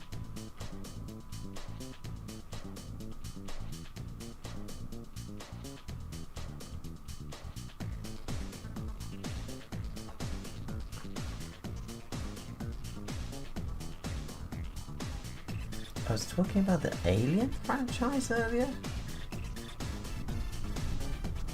Oh, I wasn't talking about... Oh, we were talking about Ridley Scott, weren't we? Yeah, that's right.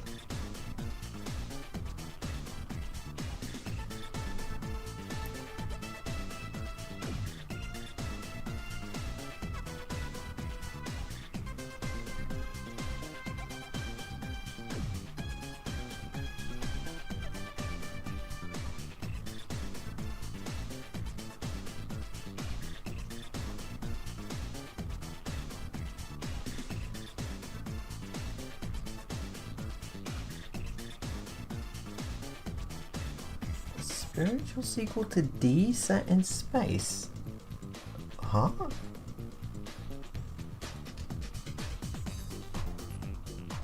To D's Nuts? Set in space?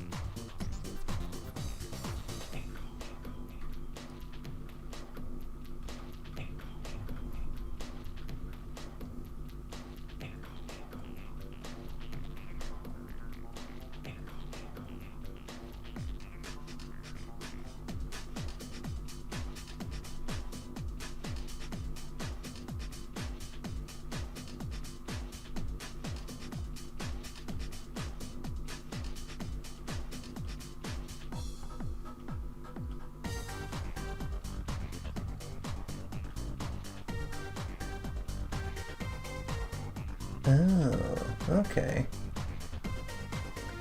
Then I'm not sure why I've heard of it, because I definitely... That doesn't sound familiar.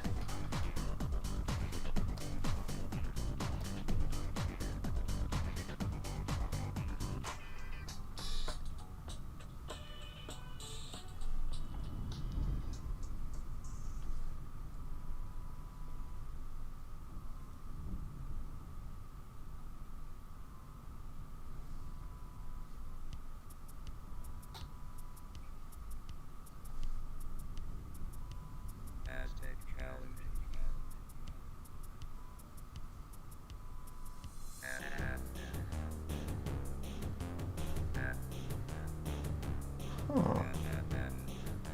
I might take a look at that later.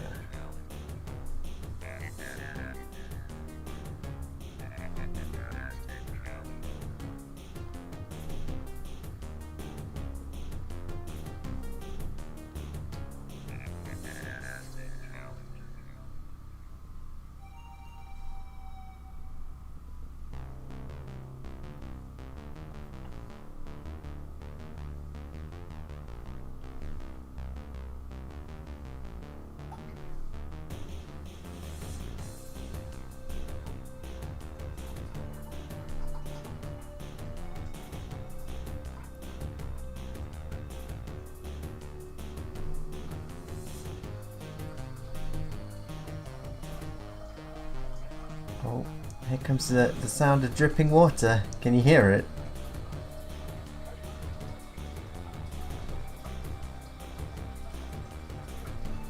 So that's another good thing about streaming at midnight, is that everyone else has gone to bed, so you don't hear the sound of water coming from the cupboard when people wash up downstairs in the kitchen. I don't know though, you know, it adds to the ambience.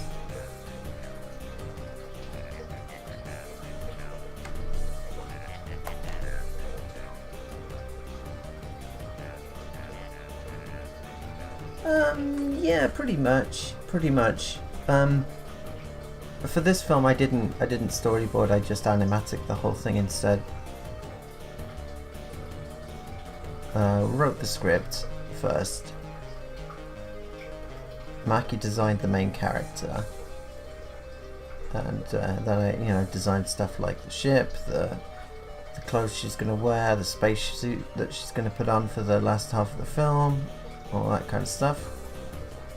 I just kind of animaticed it all. So stuff you could definitely not get away with if you were working in a team. But if it's just a couple of people, you can, and you know that you're not having to communicate with a lot of people, you can get away with things like that.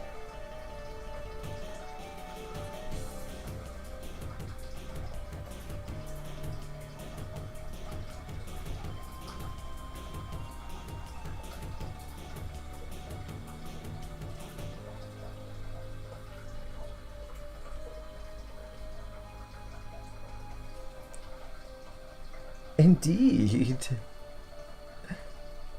3 whole streams.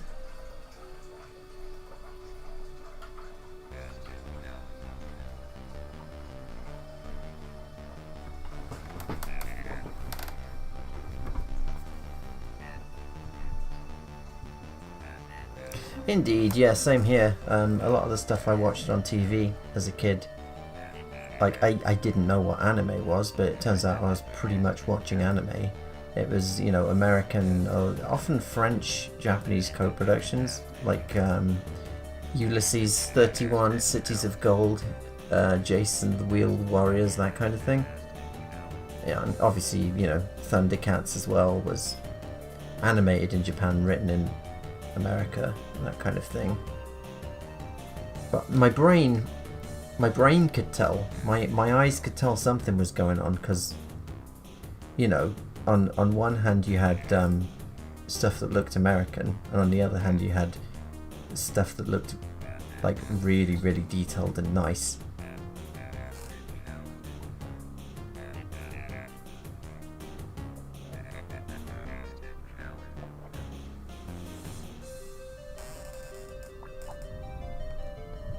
Yeah, storyboarding. Never enjoyed storyboarding. Because, it's mostly been just me making stuff on my own. So I have a shower and think up stuff in the shower. And then it's in my brain, so I don't need to storyboard it because it's in my brain. And I can just... So then when I write the script or whatever, I see the scene in my brain. I don't need a visual representation because I know that it's an overhead shot and the characters are standing like this. So yeah, storyboards and whatnot are, obviously they're a good idea, but often they're a necessity for getting your visuals across to other members of the team. But if your team is just you, then, and you can remember, then it's not so necessary.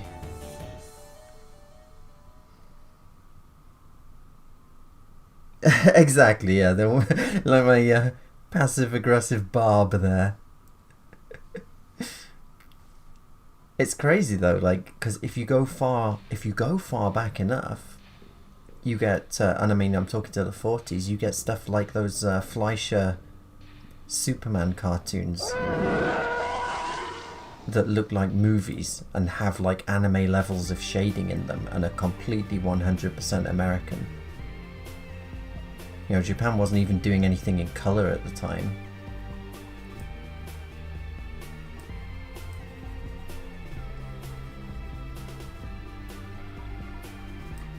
Oh, some of those Superman cartoons are just absurd. They just look so good. It's just like, holy shit. I'm not really interested in Superman or any of that stuff, but like, holy shit.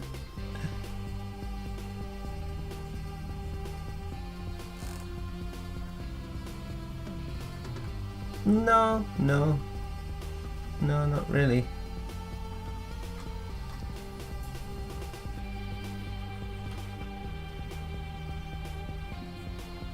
I remember when I was a kid, I saw what was billed as a movie. It wasn't. It was one of those, we've gotten the first few episodes and slapped them together and called it a movie kind of deals. It was the old, was it 1970s? I think it was late 70s, the Flash Gordon animated series with all the rotoscoping in it. And I remember that looking really good. And you look at the spaceships in that and it's like, I can't believe this isn't CG, this is so smooth.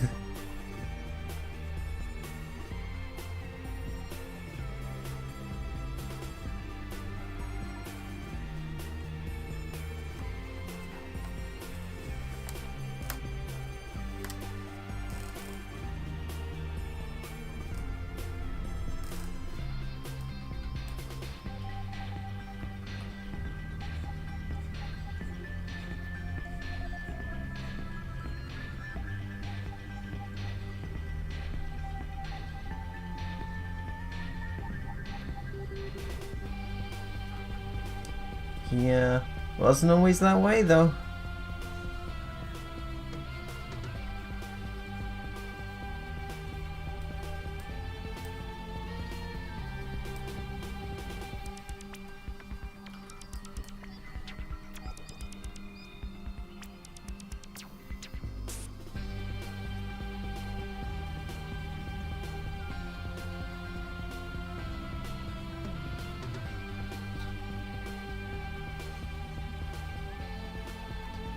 I don't know if we'll ever get another period in history like 80s Japan though, where the circumstances were just right for people to just throw money at animation studios and say, you know, just make whatever you like.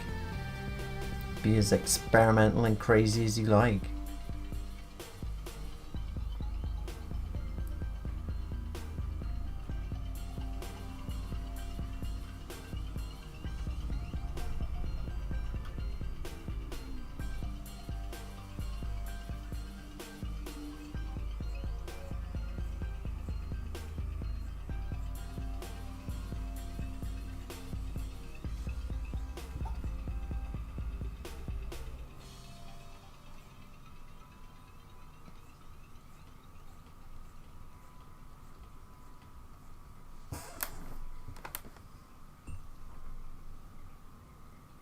Yeah, I think people would be rather angry if you had Ming now.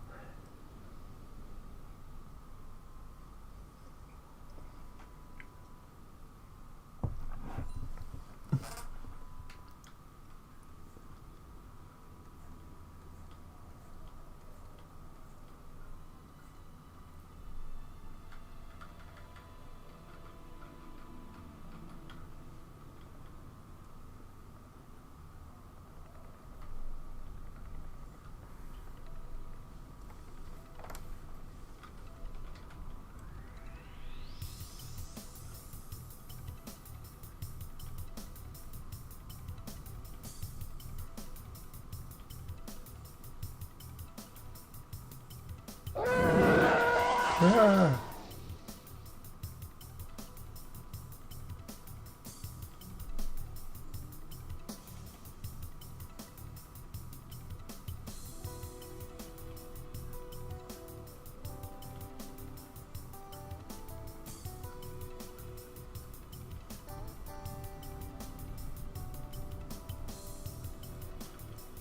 Yeah, I saw a bit of the controversy surrounding that. I just kind of sighed and thought, why does everything have to be controversial now?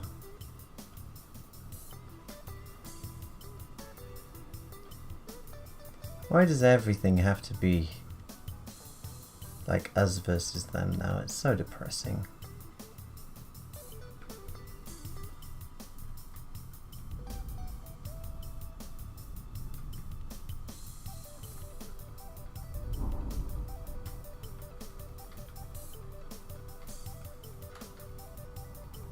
Yeah, Filmation did some interesting stuff. Ghostbusters was animated in Japan.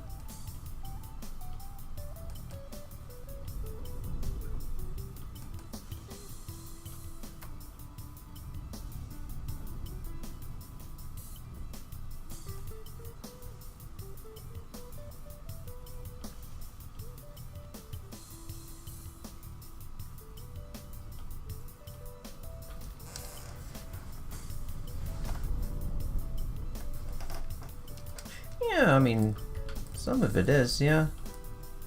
There's always legitimate stuff which you could do better on as a society, since we live in a society, gamers rise up.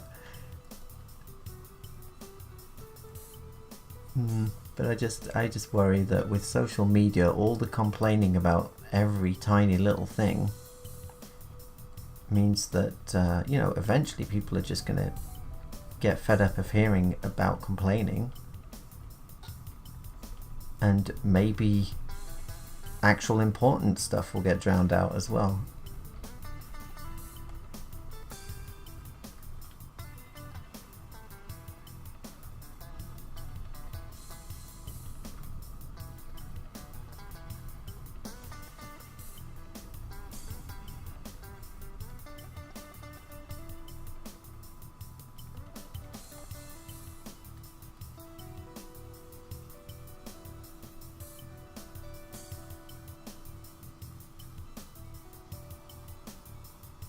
Oh yeah, the real Ghostbusters, that's right.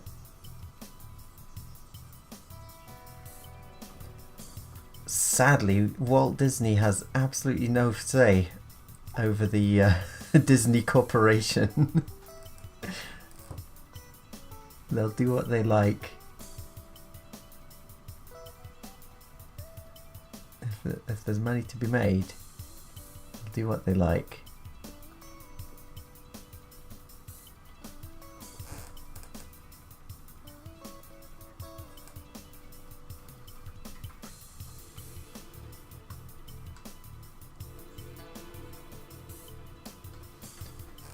I just don't like remakes in general. I mean, unless it's The Blob or The Thing. I'm just not really interested.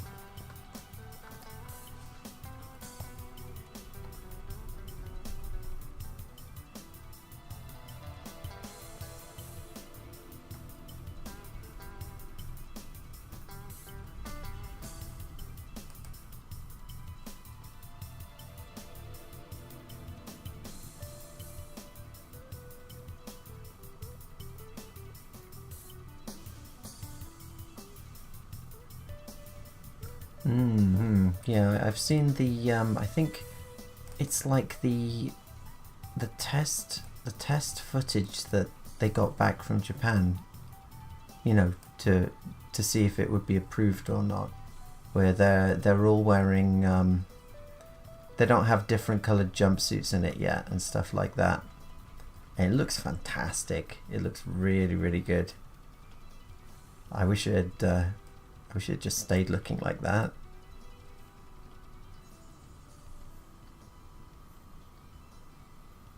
Well, Scarface, yeah.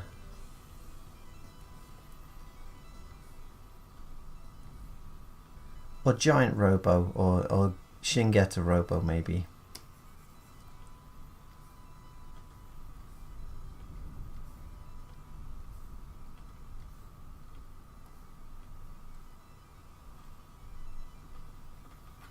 But I guess the point is they're very few and far between. Like, a good remake is one that's actually made for a reason that isn't just money.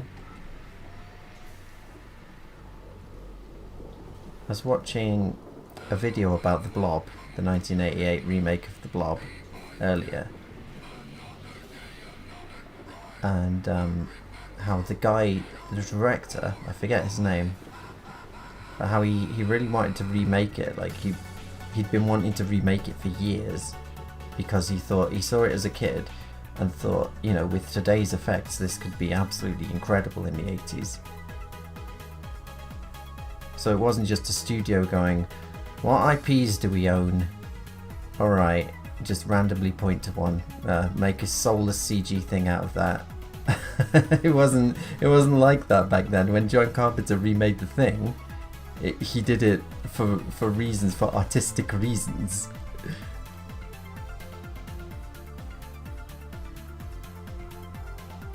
But if you legit see something that you can improve on from a 1950s film with 1980s effects, which are, you know, the height of special effects, then absolutely go for it.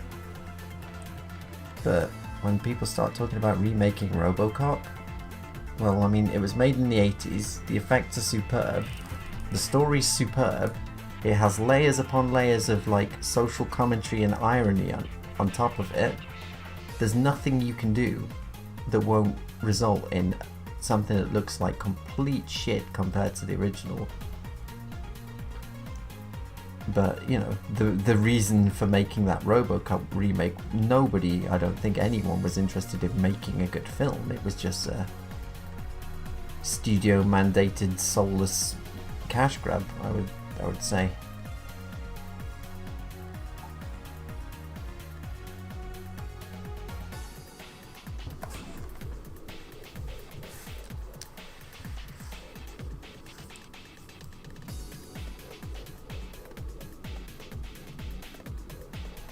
Yeah, The Hidden Fortress. I mean, it's not a remake. It's just it lifts a lot of ideas, which is fine. Like if you're gonna, like, you could do Robin Hood, for instance. You could take all the story ideas of Robin Hood and set it in space, and that could be quite interesting. They did a similar thing for, what was it, The Magnificent Seven. So first there was Seven Samurai, then they took that and did it in the Wild West, and it was The Magnificent Seven. And then, who was it? Roger Corman? I think it was Roger Corman. Did one of my favourite movies from when I was a kid called Battle Beyond the Stars, which was Seven Samurai but in space with spaceships. So the story is the same, it's just they're aliens in spaceships now. And the samurai sword fights are space battles, and it looked great.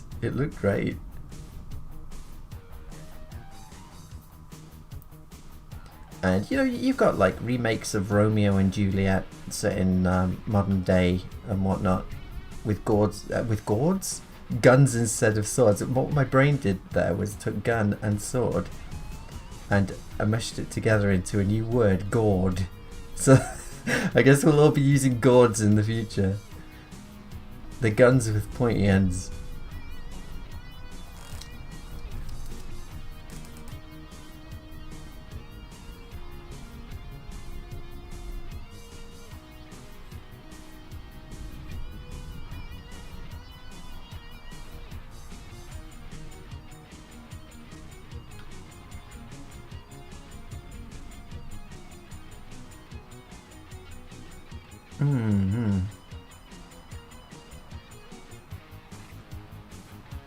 But then you got stuff like the Total Recall remake, where I don't remember a single scene from it. It seemed like it was made to be completely bland and forgettable. I don't remember anything about it. Like, I can remember something about most films I've seen. I can't remember anything about that at all. Even that shitty RoboCop reboot. Even that, like, I can't remember anything about it apart from how bad the suit looked. That he had one stupid looking human hand.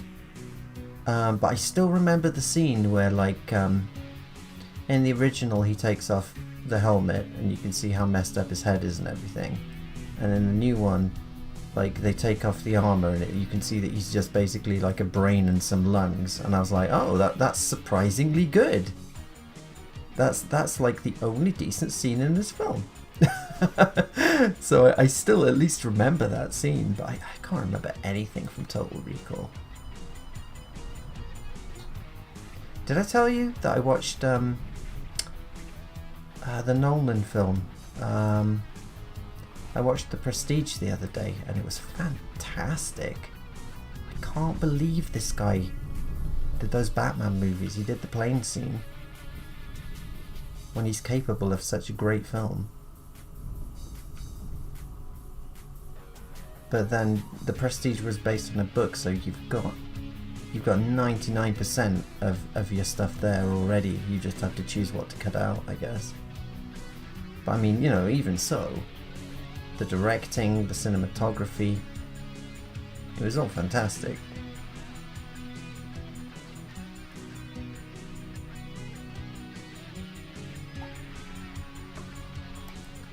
Yeah, from the original Total Recall. Did they even have that in the remake?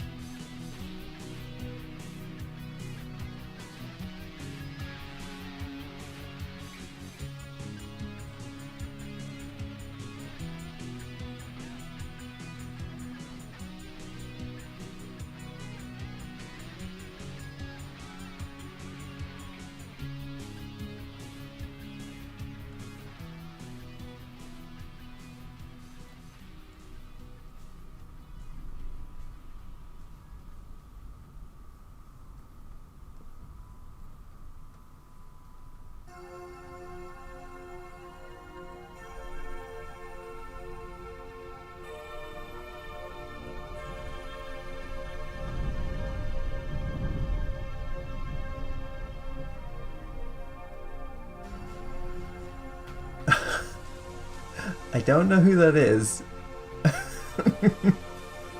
But I mean, at least you'd have some what's the word? Some stake in seeing the movie get made, I guess. At least you'd have some motivation to make it, which is more than anyone working on it seemed to have. What was it I watched about porn recently? It was called... that's right, it was called Pleasure. Some indie art house movie that got amazing reviews. Oh, it's incredible film. You have to see this. You won't believe how good this is. And I watched it and thought, okay, the porn industry's terrible, I guess. But it didn't make me, you know, think anything I didn't already know.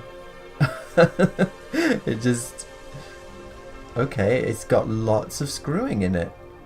I'm not sure why that means it deserves to get, like, you know, solid 100% on Rotten Tomatoes and 10 out of 10s all over the place.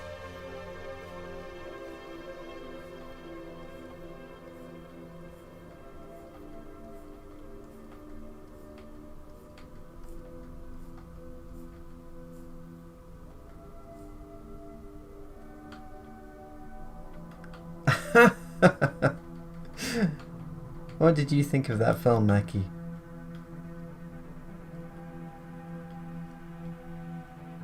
I see you've returned.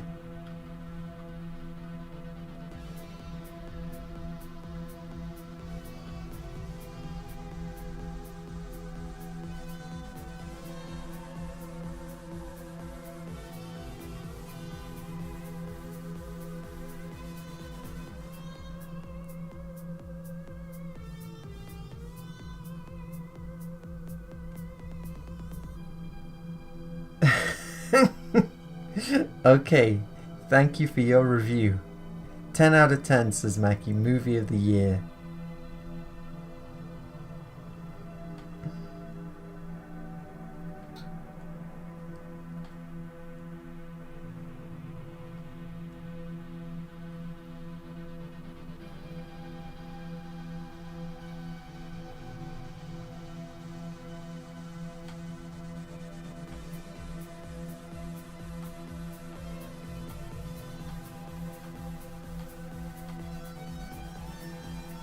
Well, hope you like boob shading. It seems that we're going to be shading boobs for a while.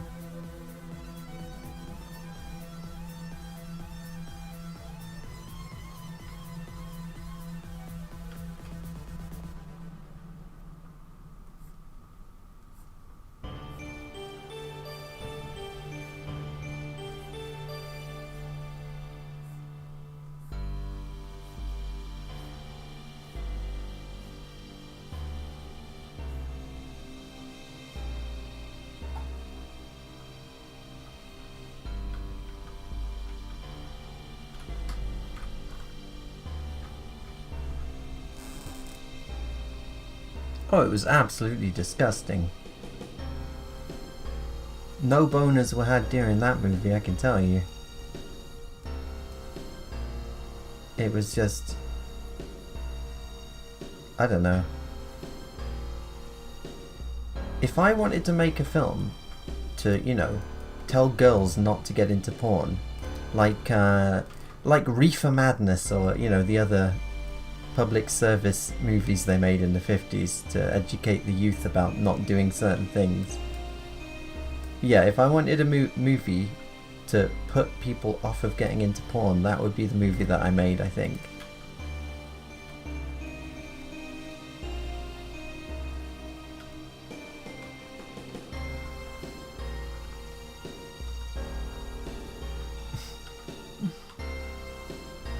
I think it was meant to be stunning and brave, but it just came across as like, wow, that's horrible.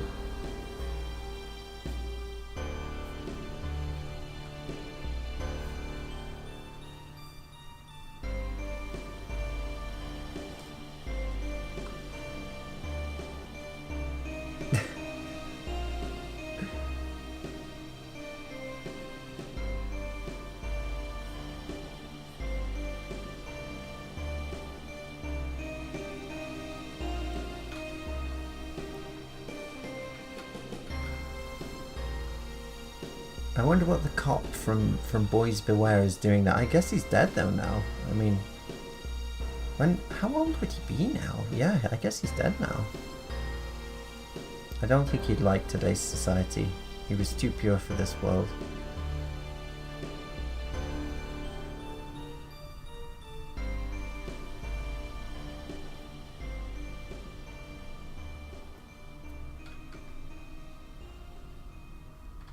I do love those old black and white, like, I guess they are propaganda, but they're more like, because there's propaganda like war propaganda, and then there's you should act politely in society propaganda, like the one, shit, which one was it? It was the one about how you're supposed to be like polite to your parents and not use slang and stuff at the dinner table, and I was like, wow. At the time, this would have seemed like a nightmare, like an absolute nightmare. But now it seems quaint. It seems quaint now. I wouldn't have wanted to live through those times, probably. But, you know, if your biggest problems are the children aren't sitting up straight enough at the dinner table, then, yeah.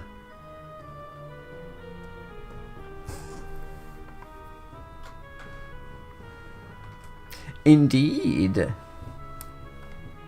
It's a sickness of the mind. You see, Stephen is a homosexual.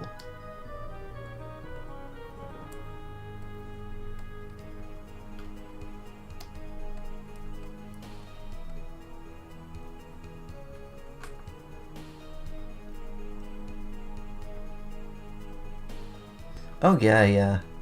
Yeah, the Dungeons and Dragons stuff was I can see why. Like with that one I can see why.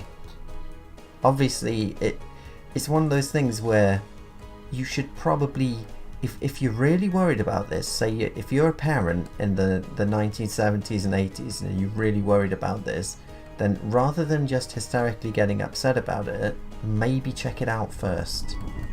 Like maybe go undercover covertly. I don't know how, as a 30-40 year old parent, you covertly get into like some nerd's basement and watch them play. But anyway, go do some recon and watch, and you'd see that it's just a nerdy thing and nothing to be worried about at all. People aren't sacrificing babies down there.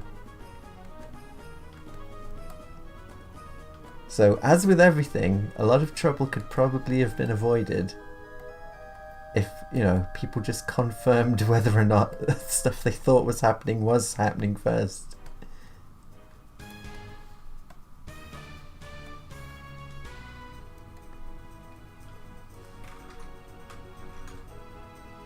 Indeed, you see, Mr. T said it. And I listen to Mr. T. He's never steered me wrong.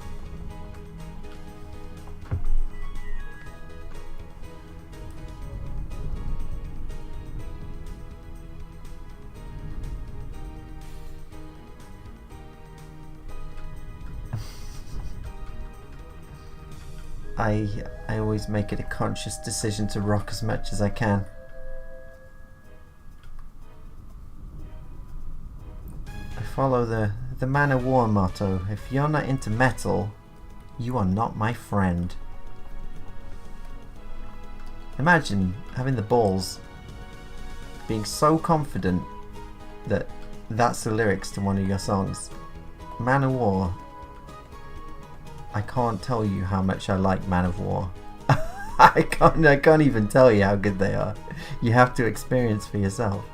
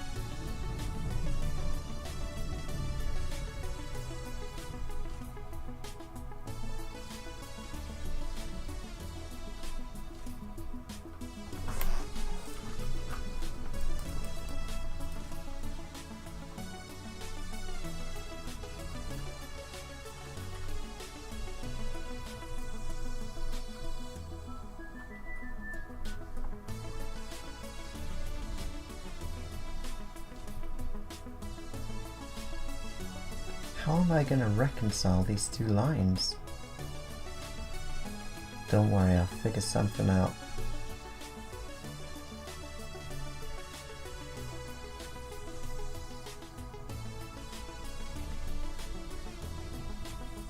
How about this? There you go. It worked! Perfect. Oh.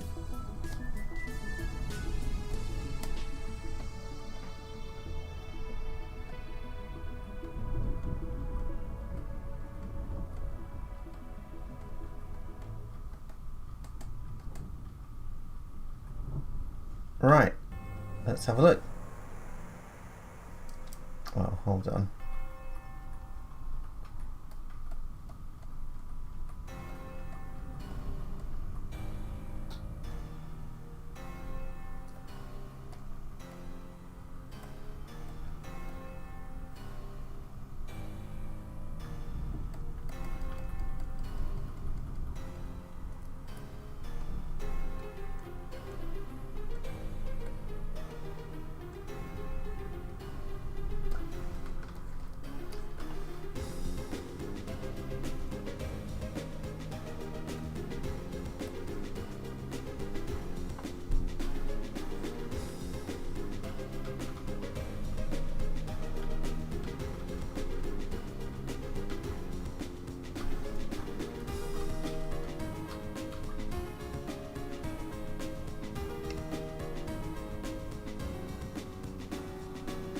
Yeah, it's coming along. It's coming along.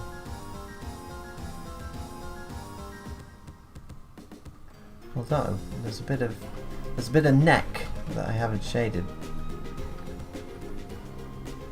Oh.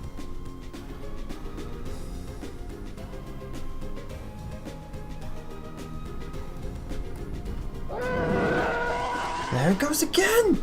Did you hear it? There it goes again! What? What?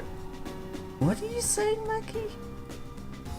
What are you all talking about? Have I missed something? Why is everyone talking absolute nonsense in chat all of a sudden?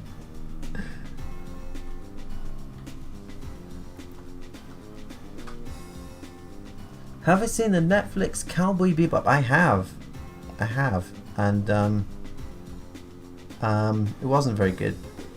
That's my review. Again, like, why was it made? Why was it made?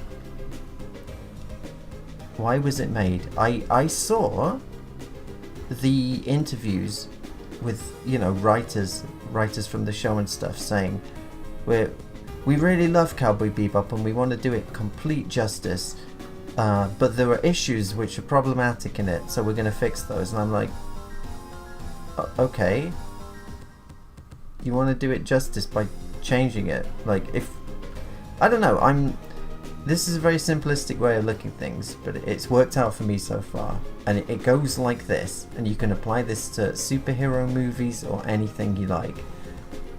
If you look at the original work and you think this won't work on the screen in live action, then just don't do it. Just don't do it. There you go, problem solved. If I was making Cowboy Bebop, I would have remade it scene for scene exactly the same, just in live action.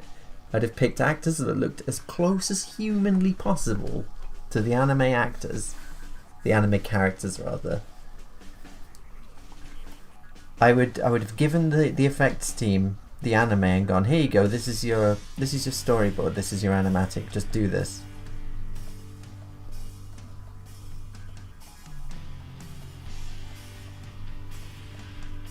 Like, there's no reason for Jet to have a family drama. There's no reason for Faye to have like her like lesbian relationship thing. When the episode in the anime where she goes and finds her old house and stuff is just so much better in every way. Like, that episode, I was crying at that episode. I remember when I saw it. It's just like, holy shit. Just imagine. And then I guess they thought, well, we can do better than that, so we'll just have her randomly get it on with a mechanic. And I guess that'll be more poignant, but it wasn't more poignant. You did a worse job. You did a worse job. The anime was better in every single way.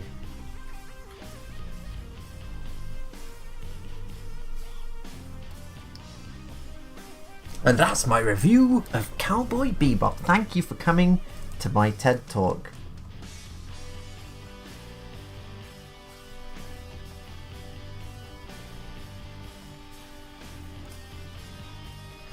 It's a bold move. It's a bold move. If you think it won't work in live action, then just don't do it. Have the balls. Just have the balls. Have the conviction. Just make it work. Make it work. Scene for scene remake, but that's what they did in 300 and Sin City, and they were great. They were great. Everyone loved them, and for some reason after that, everyone forgot. Everyone forgot,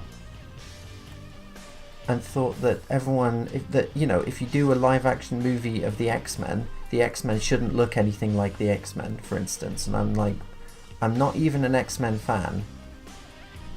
And I think that if you think those costumes are stupid, just don't do it. Just don't do it. You find a way to make those costumes work, like they did in Deadpool, or you just don't do it. Like, if you think that Doctor Doom looks silly in the comics, then don't make your Fantastic Four movie. You know?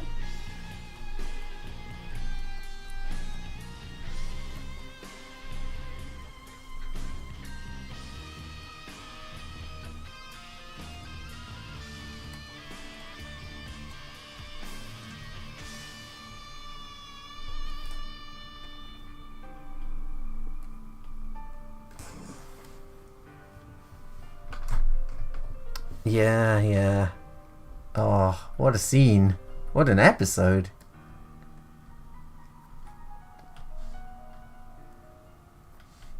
But it's okay, they made it better because Vicious is really whiny now and has daddy issues. Because that's, any fan of Cowboy Bebop, I think, watching the anime, they're watching it and they're probably thinking, this is pretty good, but it would be better if Vicious was really whiny and didn't have, he wasn't intimidating at all, and every time he was on the screen, I didn't feel any sense of threat emanating from him. That would make this show's antagonist so much better.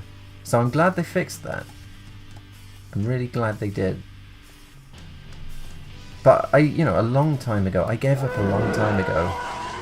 I gave up trying to figure out what is going on in the minds of people who make modern shows, because there are just so many baffling decisions like that. and I can't figure it out for the life of me. Like sometimes I start going into like conspiracy theories in my head, and I'm like, they're doing this on purpose. Like the only reason I could think of for a scene being like this is that it was an in-joke between two rich people in Hollywood, and they were like, let's see who can make the worst scene, or something crazy like that, or aliens did it, or I don't know. I can't figure out why, and it's a waste of time trying to.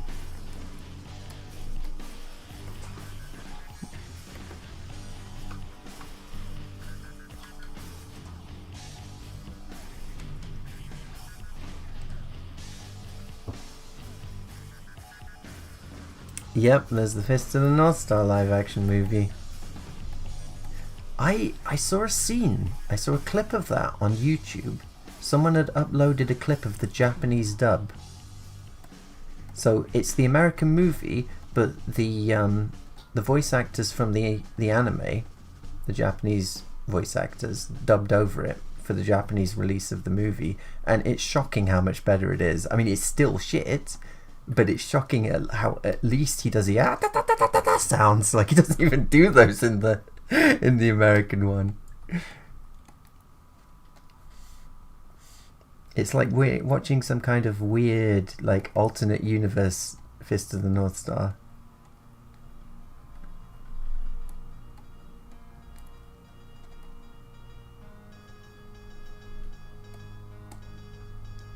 But I mean, that was money though, wasn't it? It was made on a budget of about £5, I think, that film. So I think for the live action Fist of the North Star, if they could have, they would have had people exploding. They would have had heads exploding, and they would have had all the over the top gore they could have had, like, if they had the money for it. I think it was just a budget problem.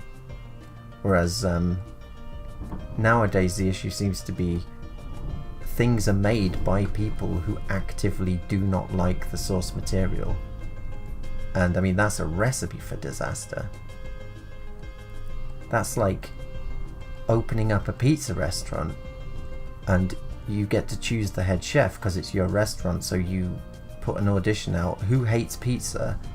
And that's your head chef. You choose the person who hates pizza the most. It just seems backwards to me, but what do I know? What do I know, chat? The 95 one? What, the Fist of the North Star movie? Was that 95? Sounds about right. I remember I was naive and childish because I was a child, and I had some hopes for it. I was like, wow, a Hollywood movie, a Fist of the North Star, but I didn't even consider that. No, it's not a big budget Hollywood movie. It's going to be like a B movie. It's going to be a Z movie.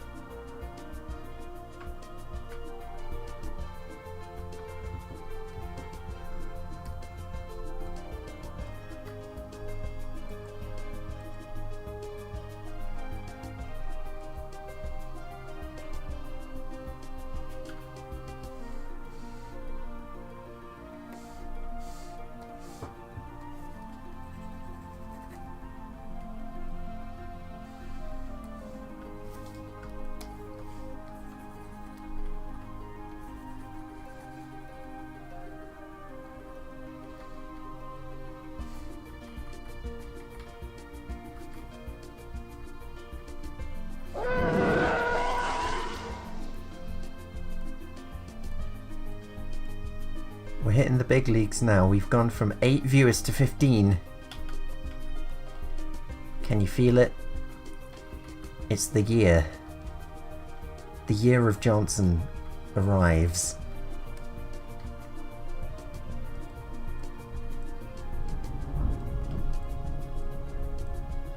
Mackie, is this going to be the year of Johnson, do you think? Is this going to be like White Boy Summer, but with me?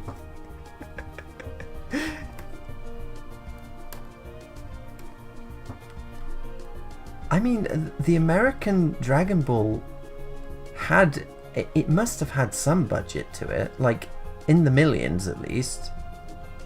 I very much doubt that Fist of the North Star, the American one, even had $1 million. So I think it had some kind of budget. I just don't know where it went. Maybe to like some director's cocaine-fueled hot tub parties or something.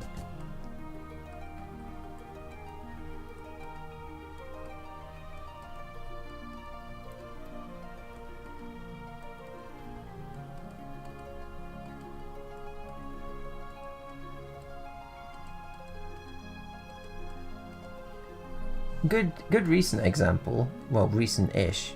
This shows how old I am that this is recent. The Judge Dredd. Well, it was just called Dredd, wasn't it? The most recent Judge Dredd film, and it was made by someone who really, really likes Judge Dredd, and really wanted to make a Judge Dredd film. And what do you know? It was actually really good. So it seems like maybe to get a good movie based on a comic or anime or whatever, maybe the guy directing it should be someone who actually likes it, like a big fan.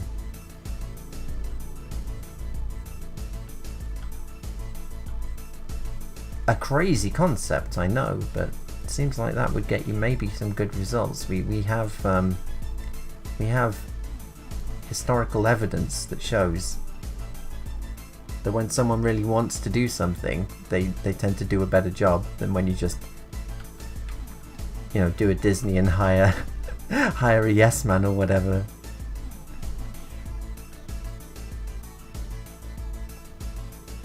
How the hell? What do you even do with 30 million? I imagine that like half of that 30 million just went on like catering and stuff though. I mean, who knows? Hollywood accounting is like guild navigators in Dune. Like, who knows how they do it? It's pointless trying to... It's plans within plans.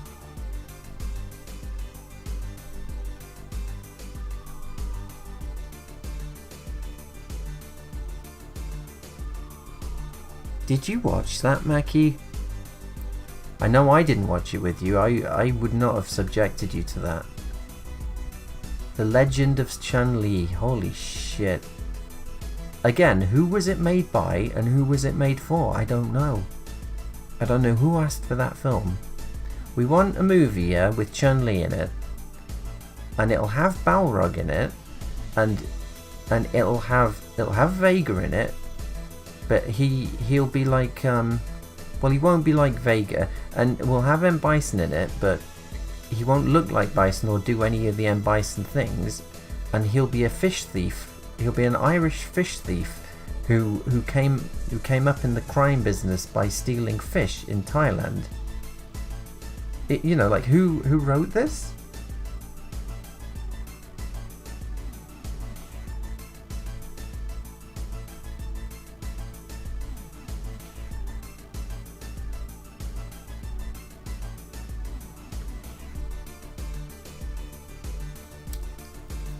The trailer was enough. Yeah.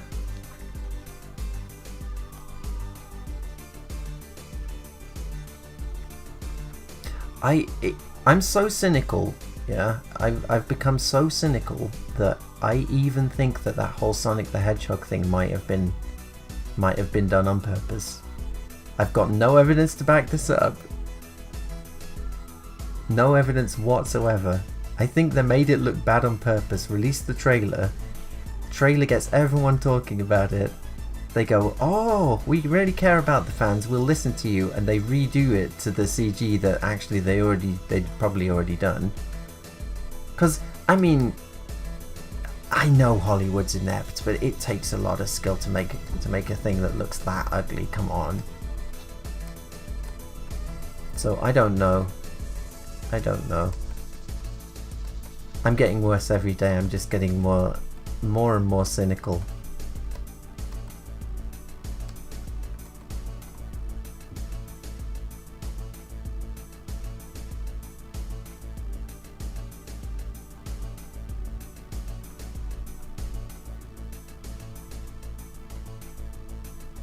Why do you have Legend of Chun-Li on Blu-ray?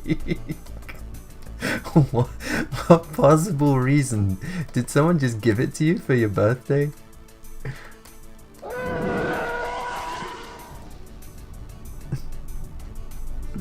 It worked. Like, advertising has changed. Advertising has completely changed now, and it really is the case of any publicity is good publicity now. If people are memeing on your film saying it looks like the worst thing ever, they're all going to go and see it.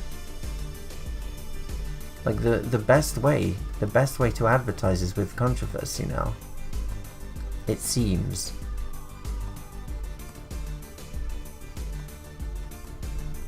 Now that said, though, I mean, it doesn't always translate into box office tickets, though. Like, look at the Ghostbusters, the female remake that they did of Ghostbusters, and like the whole strategy marketing that was let's annoy people and get people angry and talking about it.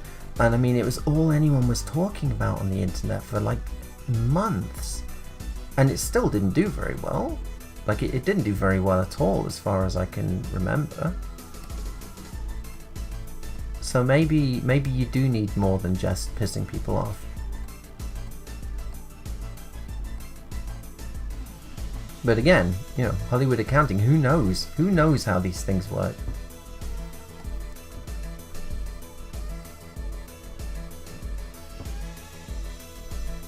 Well, none. I'm not planning any publicity stunts. I can't get into it. My Twitter presence is so small. I can't get into any fake beef with anyone.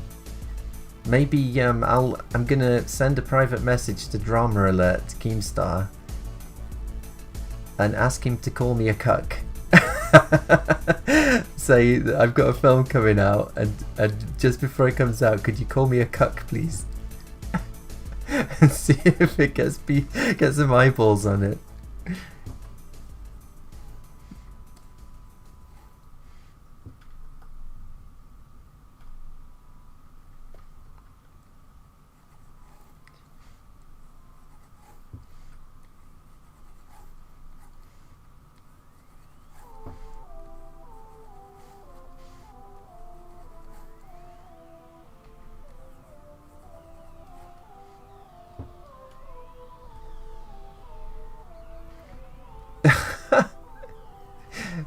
Yeah, maybe.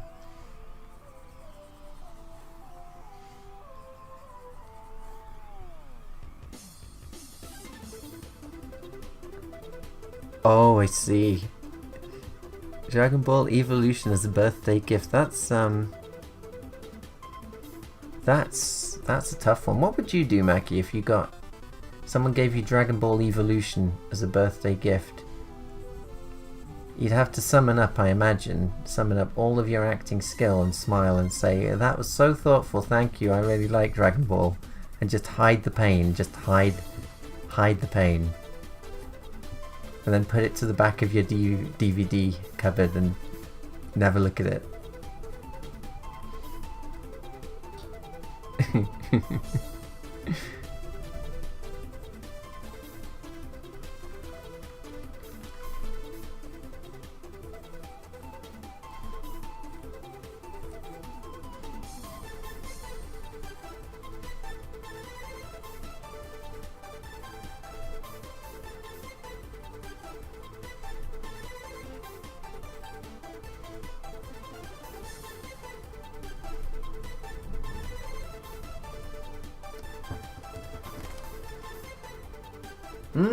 Alright, that's working.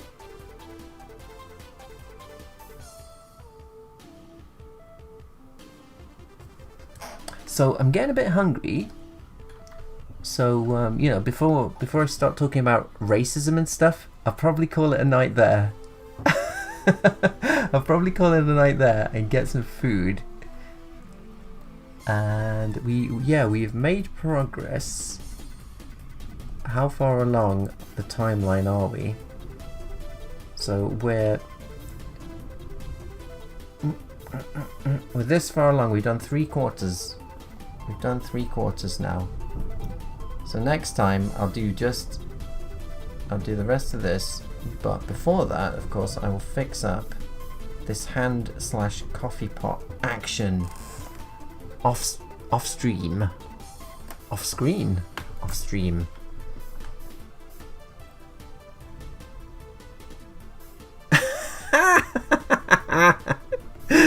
Really? I love faux pas like that. I love social faux pas like that.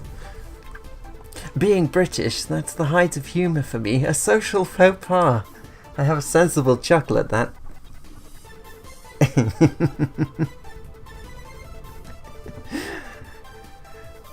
Right.